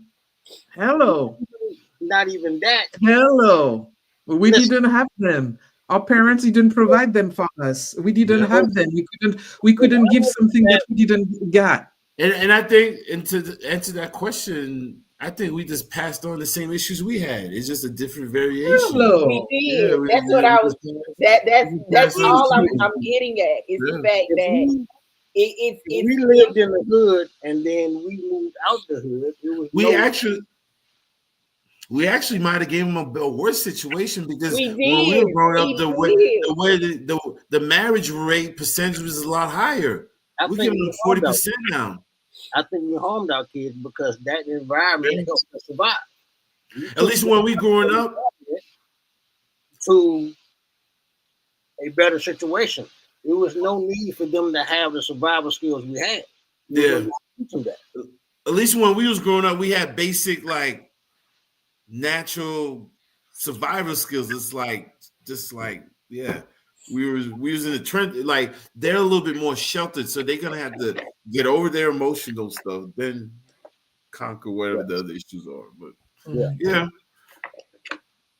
But at the end of the day, I do agree with the ladies. It starts at home. That's where it's gonna have to start. Yeah. Those little micro, and just hopefully everybody will come together and figure it out. Yeah. And let's remember that when we were having our kids, nobody gave us like Yeah. an how to on parenting and what to do and how to raise emotionally balanced kids. We And have books about it now. let me But just say this: when I was Nicole and growing I up, were, we didn't have Nicole and myself both were teen moms. And then So growing up in our generation, that was a huge yeah. epidemic. Teen pregnancy. I remember that was like one of those So we not old only were we raising our children, but we were figuring out life life itself itself. for us. Yeah, I was 20 when I had yeah, Alison. we were just trying to figure out our emotions, our lives, our because like I tell people often, I went from being someone's daughter to being someone's mom. So for me, it was never a in between. It was never a moment for Cammy or anything like that. So my son was the most important thing to me until he got grown. And then, like now, I'm still learning how to communicate with him. I'm still trying to make sure that, he's okay. But these are things that you learn as a parent. And with growth and with time, these are also some of the things that you pass down to your children when it comes to relationships. Yep, exactly. How to talk to your kids, how to relate to them, and especially not replicating the what you have lived as a child. The issues that we had with my child were different, but they were really correlating to my relationship with my parents. What I didn't heal, I wasn't able to present a healed version of myself to That my for child. my child, yeah. So You my know, sister and I had a conversation very similar to that, where we said we raised our children and gave them what we did not have. So yeah, we overindulged on love. We overindulged on coddling. We overindulged on those things because those were the things we did not grow up with. yeah. Mm. Yeah, and Sanchez, as a Caribbean person, your parents don't tell you they love you. No, No, no, your parents don't no, tell you they love you. no. But and My then mom started telling she loves me like the last 5-10 years, maybe. What if you're American and your mom She's never said 87 now. And another thing, Caribbean parents, they make it very clear. Like and then it's been difficult for me in my relationships because with love is conditional. Well, at least for me, my experience, it's conditional. It's not for free. Yep, yep. And It's that's not the for thing. free. So And when I now in my last relationship, it was just like the expectation, like I had this endless pot of love, and it was just like, for what? Like that's not part of love. Love is this. It comes with a price tag. no, that is because we are not taught unconditional love. No, And because unconditional love does not mean I'm gonna be agreeing with you all the time. all the I'm time. gonna love you, but I'm also gonna tell you when things are not gelling. you And know. then Caribbean parents, they have a wonderful way of letting you know you're gonna do X, Y, and Z. If not, this is what's gonna happen, and they're gonna Mm, stick to their guns. yeah, yeah. When I see it with my parents, you know. I see it with my parents. you Mm. guys are Caribbean, Sanchez, you Haitian, right? Yes, sir. Miss Davis, what are you? How are you Caribbean? Oh, my parents are from Martinique. Martinique. Okay, I'm not familiar with Yeah, that. Where's that? Martinique. Yeah, in the That's in the Caribbean. French So Caribbean. Yes. Okay. that's the French Caribbean, and they came into France like in the 1965 actually to get married and have their family there. So yeah. So, you know, there's something special about growing up Caribbean. It was often really rough. Not for the Jesus. faint at heart, I tell you that. Ooh, Lord. The Yeah. verbal abuse. That's why people be like, "Oh, I was the verbal abuse." Hmm. Growing up, I thought my name was Little Monkey. T. Cock. My mom used to call me Little Monkey. I thought that was my name. Oh, wow. Wow. That's wild. I'm not But at the Caribbean at same all, but I time, I know wouldn't it. trade it for nothing in the world because the commitment has also been a hindrance because I've never been able to find a woman to commit to me to that. It's unwavering, even though it was conditional. Yeah, but that's the thing that you need to heal. Yeah. That's the thing that you need to heal, you know, and you'll see once you've done that work, you'll see things in a whole new perspective, and you will feel freer. How you know I haven't Really. done that work already, Nicole? Hmm? How you know I haven't done that work already? Ah, in the way you talk. I'm So not, I'm not saying that you're not doing it, it sounds but like hate. So there's still a few steps that you need to, What yeah. if I feel like I've done enough and anything more than this, I won't be me? Listen, the thing that I've understood those past years is that in order for me to really live the life that I want to live, I have to be an eternal student. Yep. Mm. I Forever have to learning, forever become be an growing. eternal student so I can understand myself better, so I can understand the world around me, so I can understand my kid better. And it's a journey that I'm willing to take so I can be a better person. Because as soon as you stop learning, you become stagnant. You And stop growing. I don't want that for my brain, not for my spirit. Yeah. That's the thing that I promise myself to keep pushing, you know. Really? Nicole, man, how old are you? I'm 58. Okay, here you I have Yeah. a question for you guys. And this is interesting. Camis, you're having the evil laugh. Oh. Do you think we're too focused on monogamy as a way to achieve intimacy? Where'd that come from? Was one of her questions. Oh, is it? Yeah. Yeah. Monogamy is I've come to realize is between the two people that's necessary. In this world that we're living in, that's something case by case. As far as what you define it, because it's important to me. Monogamy is definitely because I don't want to share my other person. Yeah, I understand that. I'm with Yeah, you on that. Yeah, Monogamy is I'm not. real. I'm at that age. I'm too old to be yeah, sharing, and I'm not Mhm. interested in sharing. no, Yeah. So I don't want to share myself. I feel like I'm to the yeah, point like I don't want to yeah. share Like my. I feel we I don't too want to share. old If to I had be. somebody, I wouldn't want to share myself I with. agree. Yeah, Yeah, Mm. like Plus, at some point, and don't plus you if get you, tired of just spreading yourself around? Like I- at some point, don't you say, but it is already a lot of work to be committed to just one person. Like having two, yeah, three, like like I'm not no. like with one person. I got to remember everything about you. I got to do all of this stuff. There is no way that I'm gonna be able to do that and be You the sound best that lazy, I can man. be. You sound lazy. Shut the fuck up. It was. So, Dewan, do we have some player play here? Dewan, like, Oh, I want to know The one said because his girlfriend was sitting right there listening, so he better be careful on what he say. Okay. I am not a player, Nicole.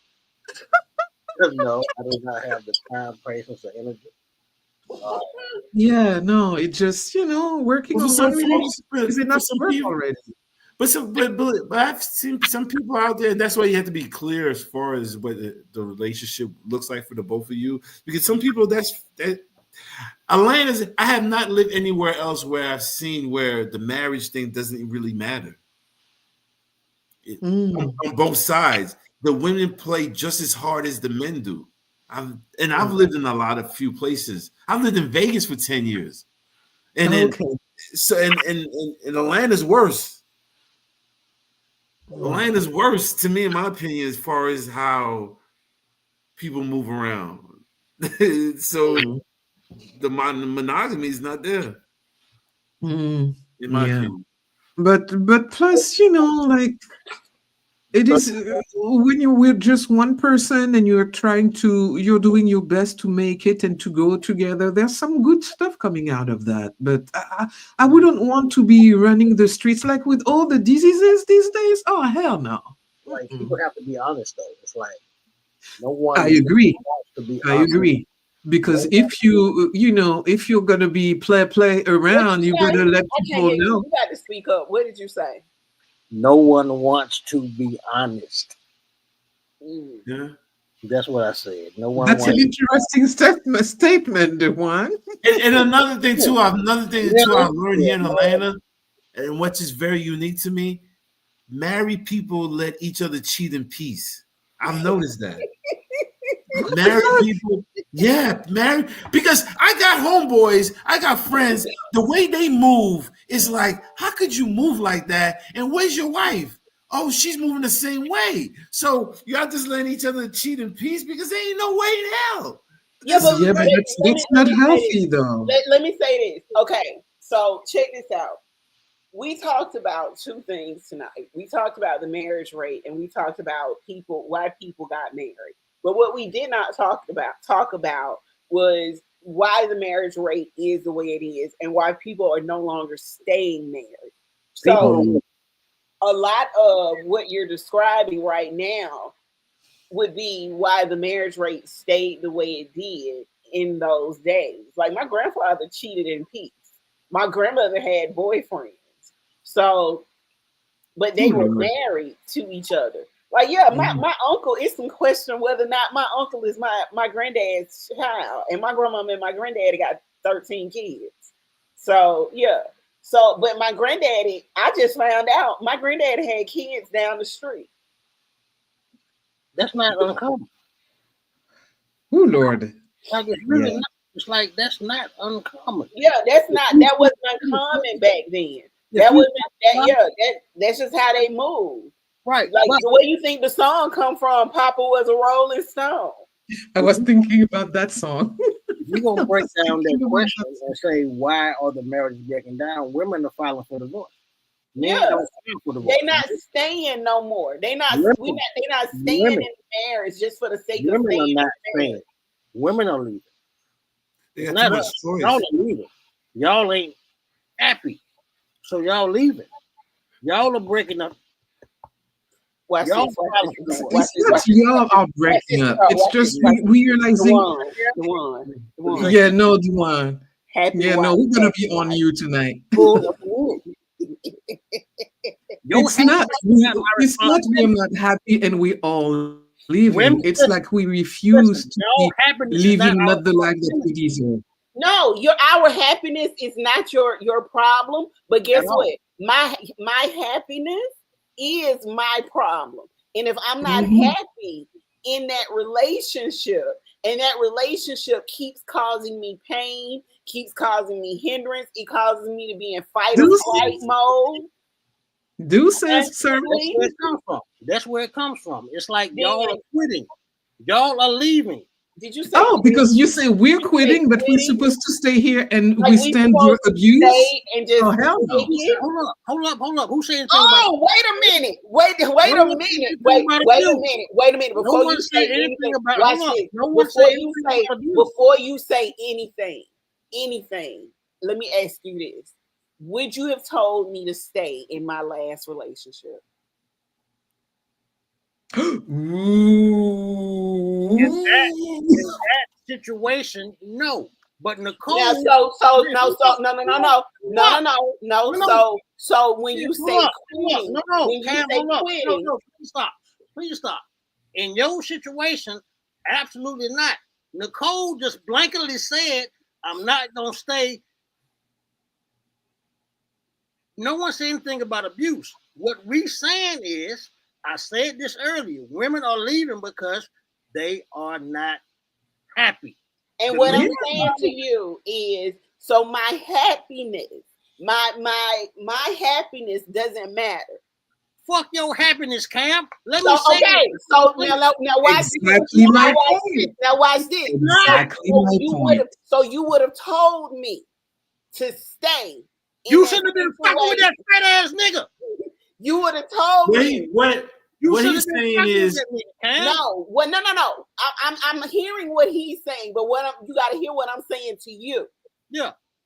You would have told me fuck my happiness and stay and work it out. Your happiness was not fucking with that nigga in the first place. Your happiness is doing right here, doing exactly what you're doing. This is your happiness. Tell me I'm lying. Nicole brought in abuse. No one said no one's being abused. I'm just saying that women tend to file for divorce and leave at an 80% clip. He's right. Hold up. That's the truth. Because let me tell you something that you guys don't realize. Wait, Nicole. Give me one second. Just said that y'all happiness is not our responsibility. Just so like I'm gonna ask you again. I'm going to ask you again. Let a nigga talk. You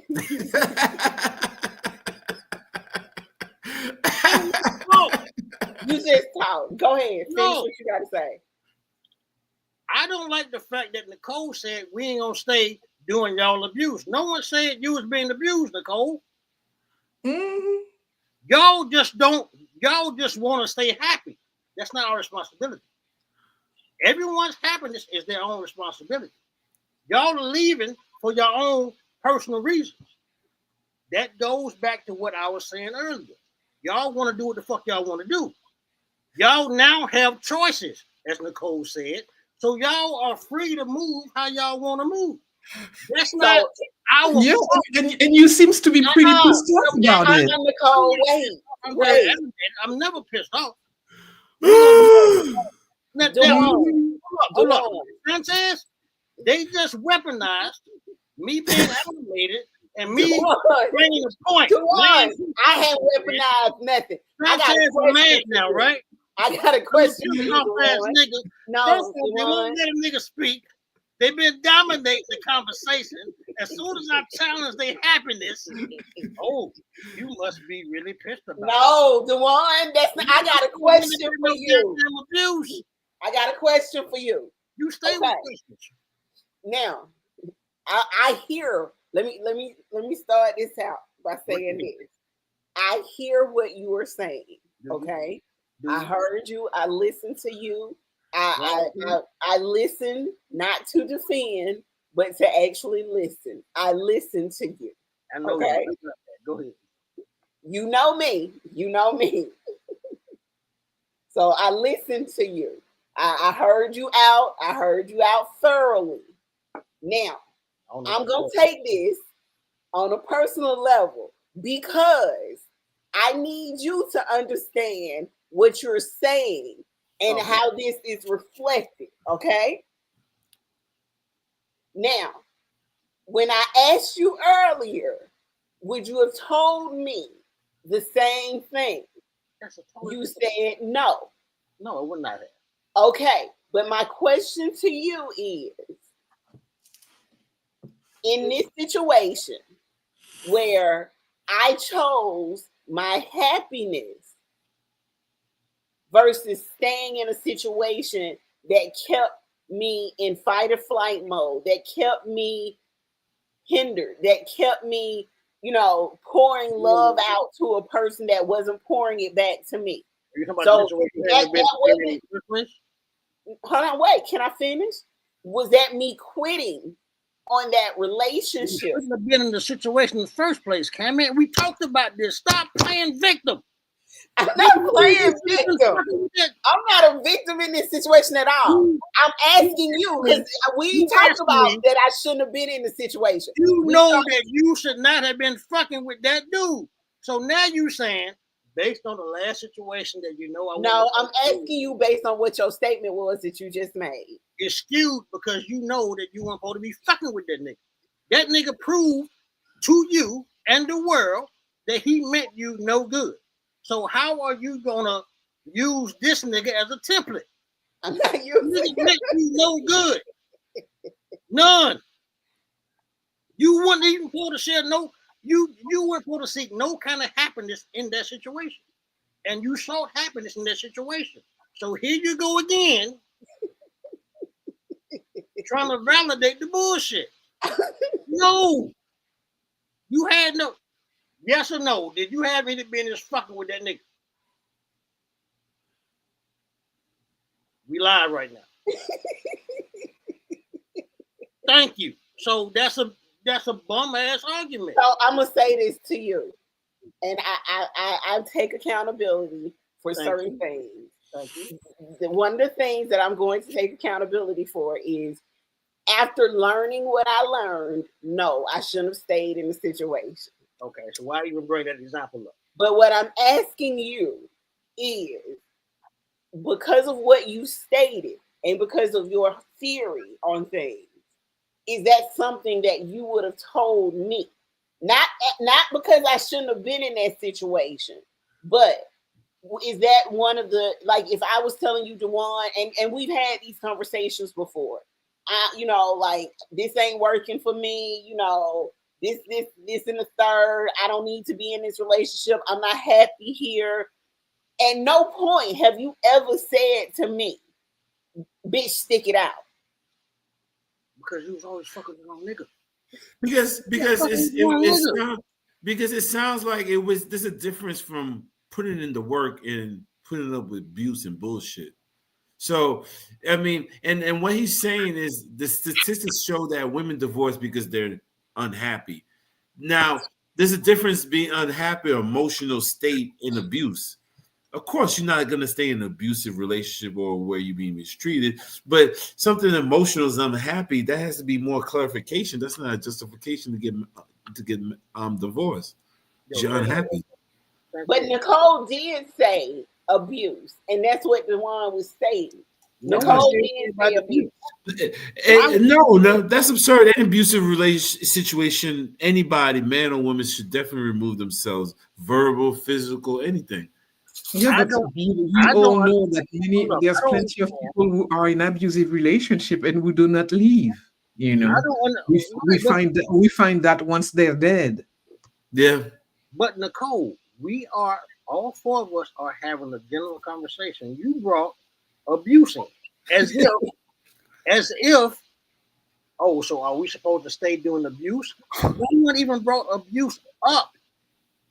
Yeah, but because it happens a lot, unfortunately. Yeah, that's what Nicole was saying. Abuse happens to us too. That sounds like trauma. We are talking general. You are injecting something that didn't have to be injected. No, what she was saying was, who's the abuser? Yeah, because that's the case. Something that you don't realize is that a woman is more likely to be dead at the end of on head of her partner. That's the reality for us women. That you guys don't realize that violence is often on the other end of the stick for us. Let me say this to you. Hold up. That's actually a two-way street, Nicole, because here in America, women they kill their partners as well. Is that not extreme? Women kill niggas too. What the hell are we talking They do. about, man? Women Y'all kill kill men people. too. Yeah. I don't understand why all of a sudden, now we're gonna shift it from intimacy to niggas killing bitches. You put that in onto yourself, sir. You said abuse, and then you just said murder, and you are victims of. No one said anything about that, Nicole. That's not what we talking Nicole about. said you said that, sir. Yeah, you said that, sir. Just let me give you just some facts here. One woman killed every 10 minutes. We're talking about death and murder. I rest my case. Damn. Okay, let's One woman killed at the end of her partner every fucking 10 minutes. Let's talk about the women that put babies on. I like facts, sir. I like facts. I like to study and I like facts. Yo, listen. I'm real about that is the truth. That is the truth. Because a lot of women, and even if it's not even about happiness anymore, it's just people don't want to stick into situations that make them unhappy and miserable. So let me ask you a question, Juan. You say women leave when they're not happy, but women leave when they're not happy. Men cheat when they're not happy. So men cheat when they are happy. Men cheat when they happy. Bless you. Thank you. Bless you. Yeah, bless you, Cammy. People cheat. I think at this stage in the game, we're pretty much even on that. Women cheat, men cheat, women cheat. Yeah, women cheat just as hard as men. No. What I'm saying, what I was trying to get at is this: if women divorce for unhappiness and men cheat for unhappiness, men cheat when they happy. Come on. I'm telling you, as a nigga that used to cheat. Yeah, men don't need a reason to cheat. No, I disagree. It's because you are not aware of your own emotions and your own discomfort. So you go ahead and stick it up with somebody else. That's not my fault. That's your fault. Are we gonna be honest? Yo, Nicole, you have never cheated as a man, so you cannot tell men why they cheat. You ain't never went and got another piece of ass from another woman. So you can't tell men why the hell they cheat. You can't do that. No woman can. Listen, I know for a fact that the man, I have a question. The man that is happy. If you go get another piece of ass from another woman, you can tell a man why he cheat. Huh? I didn't hear you. Is that what you're saying? I didn't hear you. If you go get a piece of ass from another woman, you can tell a man why he cheat. What I'm telling you is, I'm just. You said that. So I just wanted to make sure. I was asking the question for clarification purposes. Women cannot tell men why they cheat because y'all are not men. No, I don't. Listen, that have nothing to do with it. To the have nothing to do with it. You're the recipient of it. Yeah. But what I'm asking you is, and I'm going to go back to my original statement, and what I was trying to get at is you were saying that you put a lot of blame on women for when it comes to unhappiness. That's what I'm hearing a lot. No. Let me finish the statement. I didn't put any blame. That's not what he said, Kami. He was saying that women get divorced for the sole reason they're unhappy. I think that was and that's what I was going at. So when I was saying that is what I'm saying in this situation is, and let me finish my statement all the way out, and don't say men just cheat. Just hear me out, okay? Good. If women get divorced when they're unhappy, and men cheat when they're unhappy, or as you state, men cheat, period. Doesn't that lead a lot to the unhappiness of the woman in the marriage? No, it does not. It lends to the fact that women do not understand how men are wired. Point blank, period. So I got a question. Men have never been monogamous. Take the Bible. Men have never. No. Let's say something. You never been monogamous. That's you. No, man. I just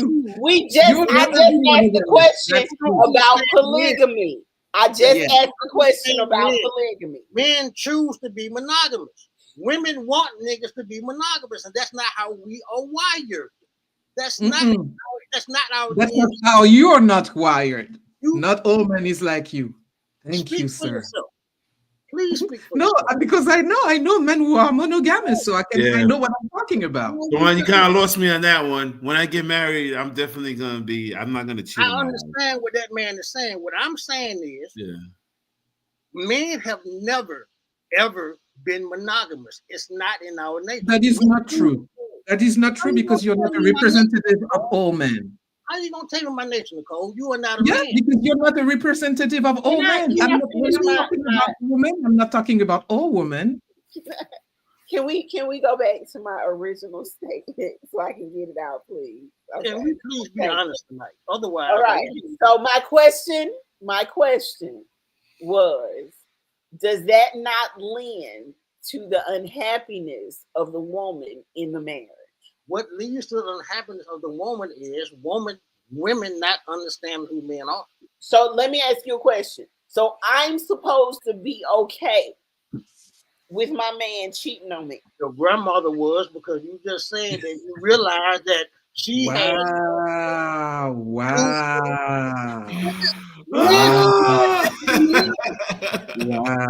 When have men ever been monogamous? Wow. Oh, I thought it was chance, but it was. It's in the Bible.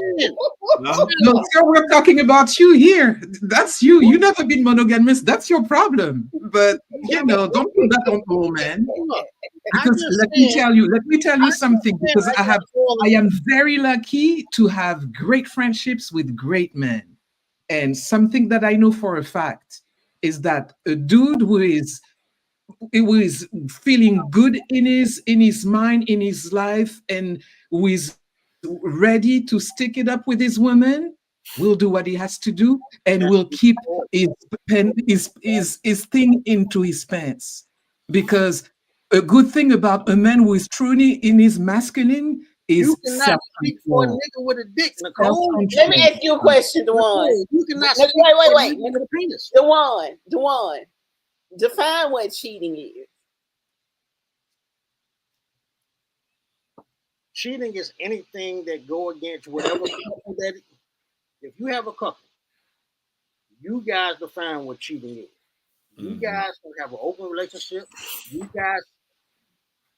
No, if you have an open relationship where your partner knows exactly what's going on, that's something else. Cheating, but if that's not the case, cheating is different for everybody. No, cheating is cheating. That's sticking your dick in somebody else. That's what that I agree with his statement. Cheating is depends on what defined in the relationship. And that's okay. So what I want is I don't want, and yes, to attribute both of you, you are absolutely right. Because when dealing with relationships and couples, you have to outline what that looks like for you. Yeah. Because one partner may think kissing is cheating and the other one may not. So. And some people might think cheating is if I find out. If I don't find out, you don't find out, it's not cheating. I see people interact like that. You find out or not. The reason I'm asking you to define what cheating is because, and give me a general answer. And I'm not talking about in a specific relationship. What do you see? Any type of dishonesty that goes against the relationship, right? Women cheat at the same clip that men cheat at, but where is that energy? Women cheat. Listen, I had side bitches. Them bitches knew I had a wife. They were cool with me cheating with them. Listen, my friends, I told people this. My married friends here in Atlanta have better women than I do as a single man.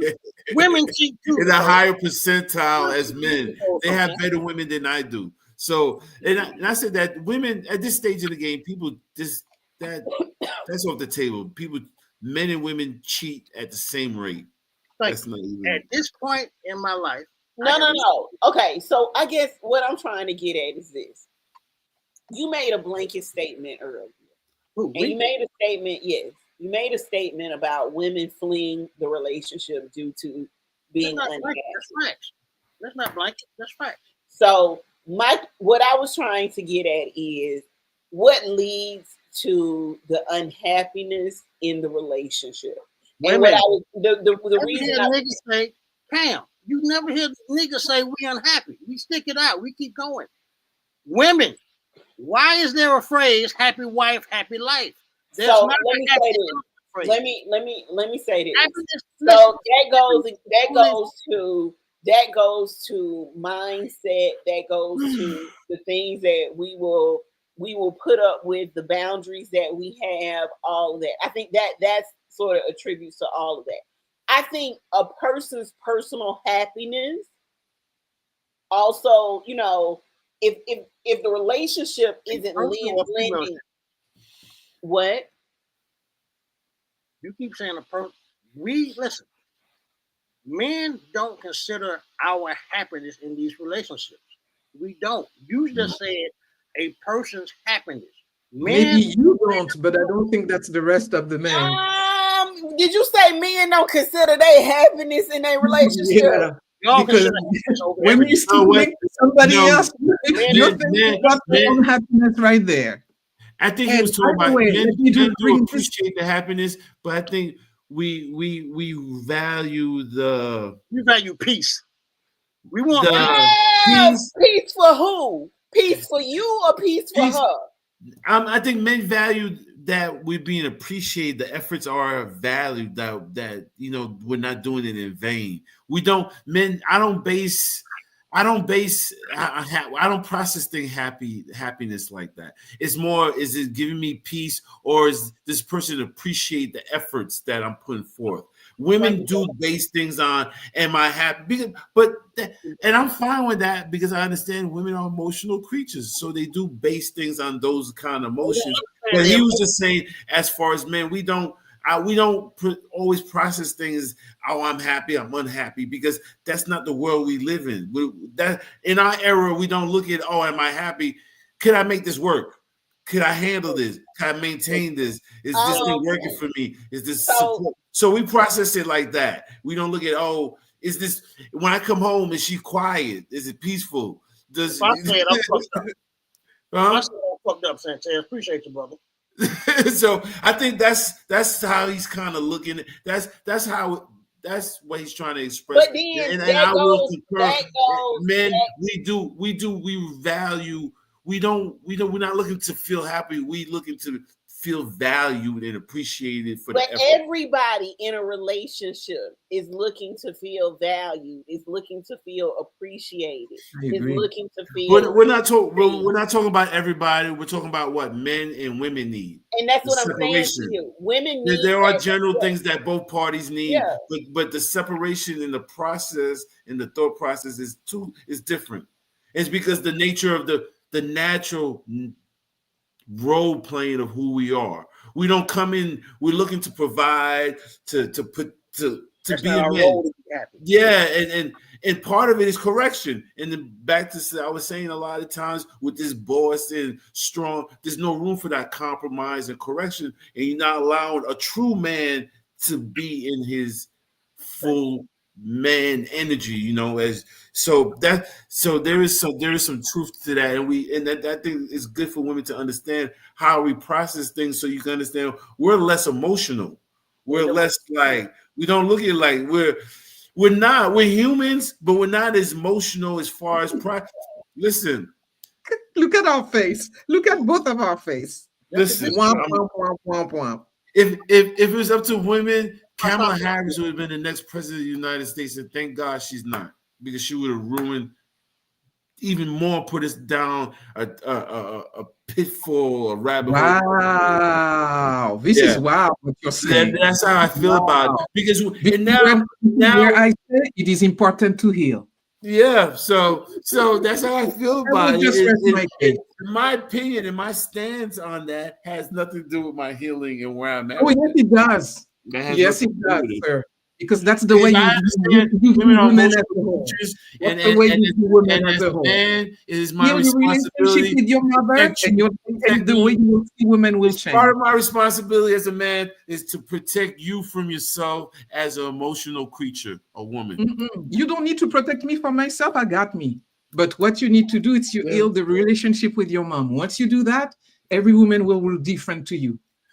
Me and my mom have one of the best From relationships. another Caribbean person. And I think that was an unnecessary stab. It was kind of below the belt No, because but that is the truth. That is the truth. quick assumption. You made a quick assumption. I'm a Caribbean woman, you know I'm going to say a quick it. assumption with no facts that I did not have a good relationship with my mother. The way you talk, the way you talk, the way you talk.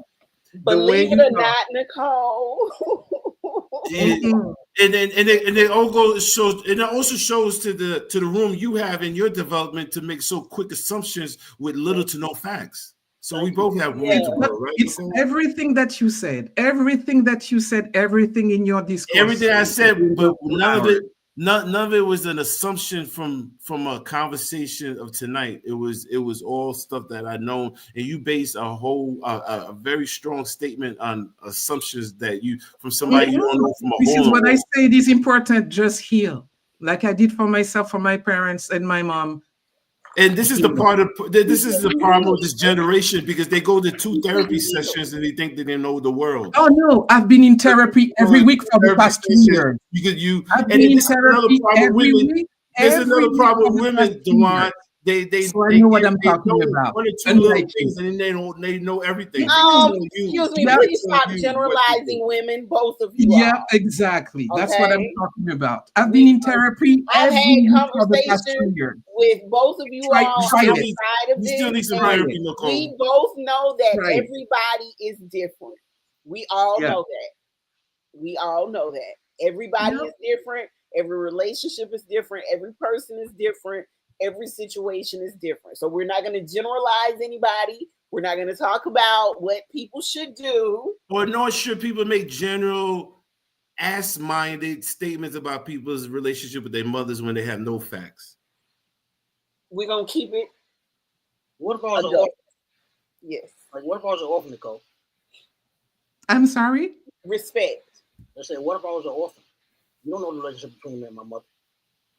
I didn't hear what you say. He was saying, what if he was an orphan? You do not know the relationship between me and my mother. How dare you, from way across the pond, tell me what my relationship is with my mom? It's because the way that you're interacting with me. And this is somebody who's so highly vibrating at a higher level. Okay, listen. Okay, what we are not. I'm going to say something. The interaction of a wounded man with a woman is telling. That's all that I have to say. Everybody. You've been in therapy, Nicole. You're not a therapist. Yeah, I've been in therapy. You need a lot more therapy. You need about another 20, 30 years of therapy. Easy. Yeah, you're not a therapist. Not at all. Not at all. And that's the practice medicine. You went. Okay, so listen, I just muted everybody's microphone, and I did it on purpose. I did it because what we're not going to do is we're not going to pick. We are not going to go personal. We're not going to do any of that. We are all adults. We are all over the age of 40. We all are on our own healing and processing journey. We all have various types of relationships with our parents, with our friends, with our family. This conversation is what it is, just a conversation. And I would like to get back to the facts and not jumping on each other, because this is a very good indication of what happens when us as people try to have conversations with each other about relationships, about politics, about religion, about any of those things. And one of the things about the Dear Black Woman platform is we have no judgment across the board, regardless of anyone's beliefs or lifestyle or choices. We are open, we are authentic, and we're showing up as ourselves. Nobody knows anyone who is on this call personally. I am going to issue apologies across the board on everyone's behalf for the things that are being said. And when you unmute your phone, I'm hoping that, I mean, your video, I'm hoping that we can get back to a general conversation, and I will start that with another question. And this is crazy because, hey, we're sitting here arguing now, and I think I know the answer to the question is, do you feel like Black men and women trust each other when it comes to intimacy? And if not, where do you think the disconnect is? So, with that being said, I'm going to unmute everyone's screen and let's talk about that. Thank you. So, my question was, do you think Black men and Black women trust each other when it comes to intimacy? And if you don't, where do you think the disconnect comes from? I can tell you where I think the disconnect comes from. I think tonight was a very good example of the disconnect. I think the disconnect comes from communication. I think that we are still triggered by certain words from each other. I think we still pass judgment on each other. And I think that we don't, to a certain degree, I don't care how old we are, know how to communicate with each other in a healthy way. I think we try to sometimes.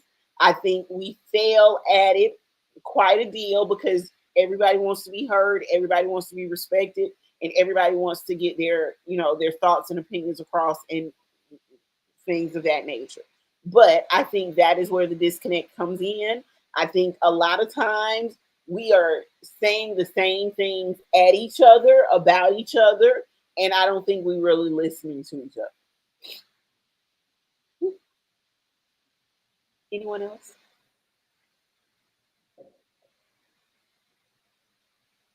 Dewan? What are you asking me? I said, do Black men and women trust each other when it comes to intimacy? And if they do not, where does the disconnect come from? Absolutely not. I can't hear you. No, there's a disconnect because there's no trust. Women don't trust men because... And for good reason. Why do you think Black women don't trust Black men? Trauma. Okay. Do you think it's trauma that Black men have inflicted on Black women, or do you think it's trauma that has been carried through generations? Some is learned trauma. Some is experienced trauma. Not all. Listen, Black men are not the enemy of Black women. We never have been. Mm-mm. The disconnect, once again, comes from Black women not understanding who Black men are. So, go ahead. If you have an older woman who says she's healed, who you have two Black men I hate you. living in America on the panel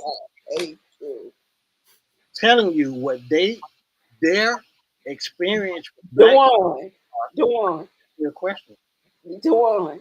And just to follow up what he was saying, what he was saying is that this is part of the problem. And I've had this conversation with other Black women, and I don't know if you watch the Boondocks, Uncle Ruckus. Yes. He can't stand Black people. And the more interaction I have with Black women in particular, the more I feel like Uncle Ruckus. Black women, and it's partially everything that they've been dealing with, but we're at a point we can't blame, slavery and all these things, because every race across this world has been in slavery and bondage. We had to get ourselves and we had to heal ourselves, number one. But to me right now, it's so impossible because the Black woman is at such a critical state. The lack of disrespect the Black women have for the Black man, the lack of the bold assumption of their know-how. You go to therapy once or twice, then you go to therapy because you're supposed to be a heightened, evolved person and handle things on a different level. And the first time you make an unjustified statement about somebody's relationship with their mother, but I'm to believe you're Dewan and Sanchez. and you're The supposed to one be That's instance. just that's and just that, We're not exactly just my what they point. say about, you know what they say You're about not gonna say anything. opinions That's are like just everybody's assholes. wrong. exactly Everybody prove got an my opinion. point. This Everybody is got an Not opinion. exactly what going. I They're was supposed to be saying. they're supposed to be This is so what enlightened here. exactly what I was saying. Okay, I'm gonna try this one more time. One more time. One more time. For me. One more time.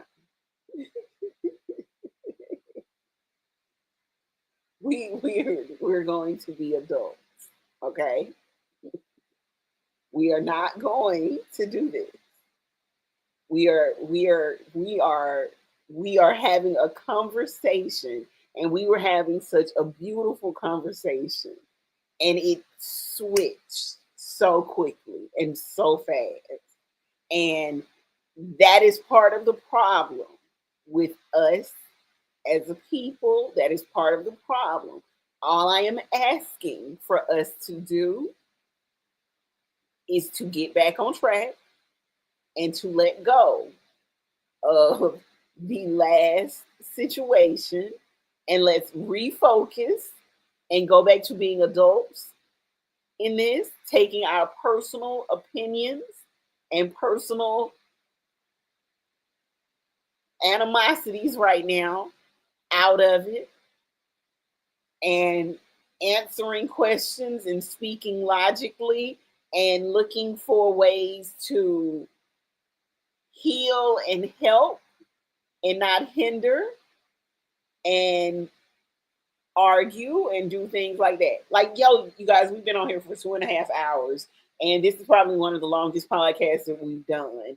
And I was gonna let us go until things got until we came to some kind of real resolution. But if we are at that point where we're going to be continuously fighting and we can't let go of certain things, then I am going to have to say it's probably best for us to end the night. But if we can act as adults and speak rationally and logically and let go of the last situation that just occurred and move forward with real conversation, I would like to continue this banter and this conversation where we are. But if we cannot, I completely and totally understand where every person is. And I am more than happy to end the conversation at this point. However, I think that there are 4 reasonable, very intelligent, and logical adults on this phone call. I think that we can have a very reasonable, intelligent, and healthy conversation without the banter, without the back and forth, without everything. I issued apologies across the board on everyone's behalf. I'm going to do that again, and say, let's let it go and let's move on. My question to each of you was, do you think Black men and women have trust issues when it comes to intimacy? And where's the disconnect? Clearly, we do. Clearly, we are showing that right now in this very moment. And I'm asking where the disconnect is. I'm asking where is the issue? And I need you to take your personal self out of it. I need you not to dwell on how you're feeling right now in this moment. Yes, your feelings are valid. Yes, you are allowed to have your feels. I'm not denying that. But what I'm saying is, let's look at it in a general sense and in a general statement, not just something personal towards another person. Just, do you think, where's the disconnect? Where's the general disconnect? Don't come in hot bashing Black women, because that ain't what we gonna do. Just because that's where you at right now. Take a deep breath, let it go, and let's, move forward if we can possibly. If not, I'm okay with saying goodbye. Love you all. Okay. Now, with that being said, I just want to say this was my first podcast. I really enjoyed it up to 30 minutes ago or less. Um, I enjoyed it. Was good dialogue. It was constructive. Um, but one thing that did make sense, you got to love yourself. And I love myself, and I'm going to bow out. Kami, you have a good night. okay. Duane, it was nice talking to you. It was a pleasure. Take it So, easy. All right. so I want to follow that up by saying, Tammy, I cannot accept your apology because you did not make that statement. I can't hear you. I cannot hear you. I want to follow up by saying, I cannot accept your apologies. You actually made two of them. I cannot accept either one because you did not make the statement. I'm also going to bow out. Um, I wish you ladies a very wonderful evening. Okay. Thank you. Thank you all.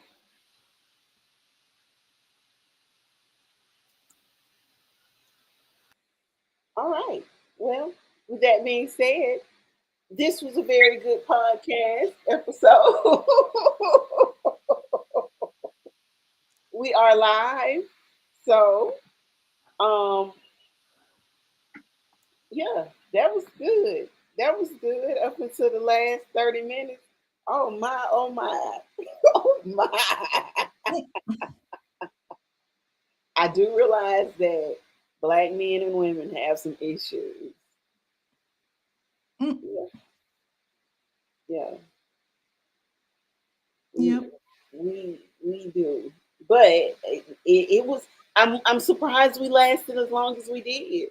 We went 2.5 hours Yes, without. I didn't realize it was so late. Even Yeah, if I didn't approach things as I wish I would have, it really proved my points. yeah. I mean, People don't like black women, and that is the truth.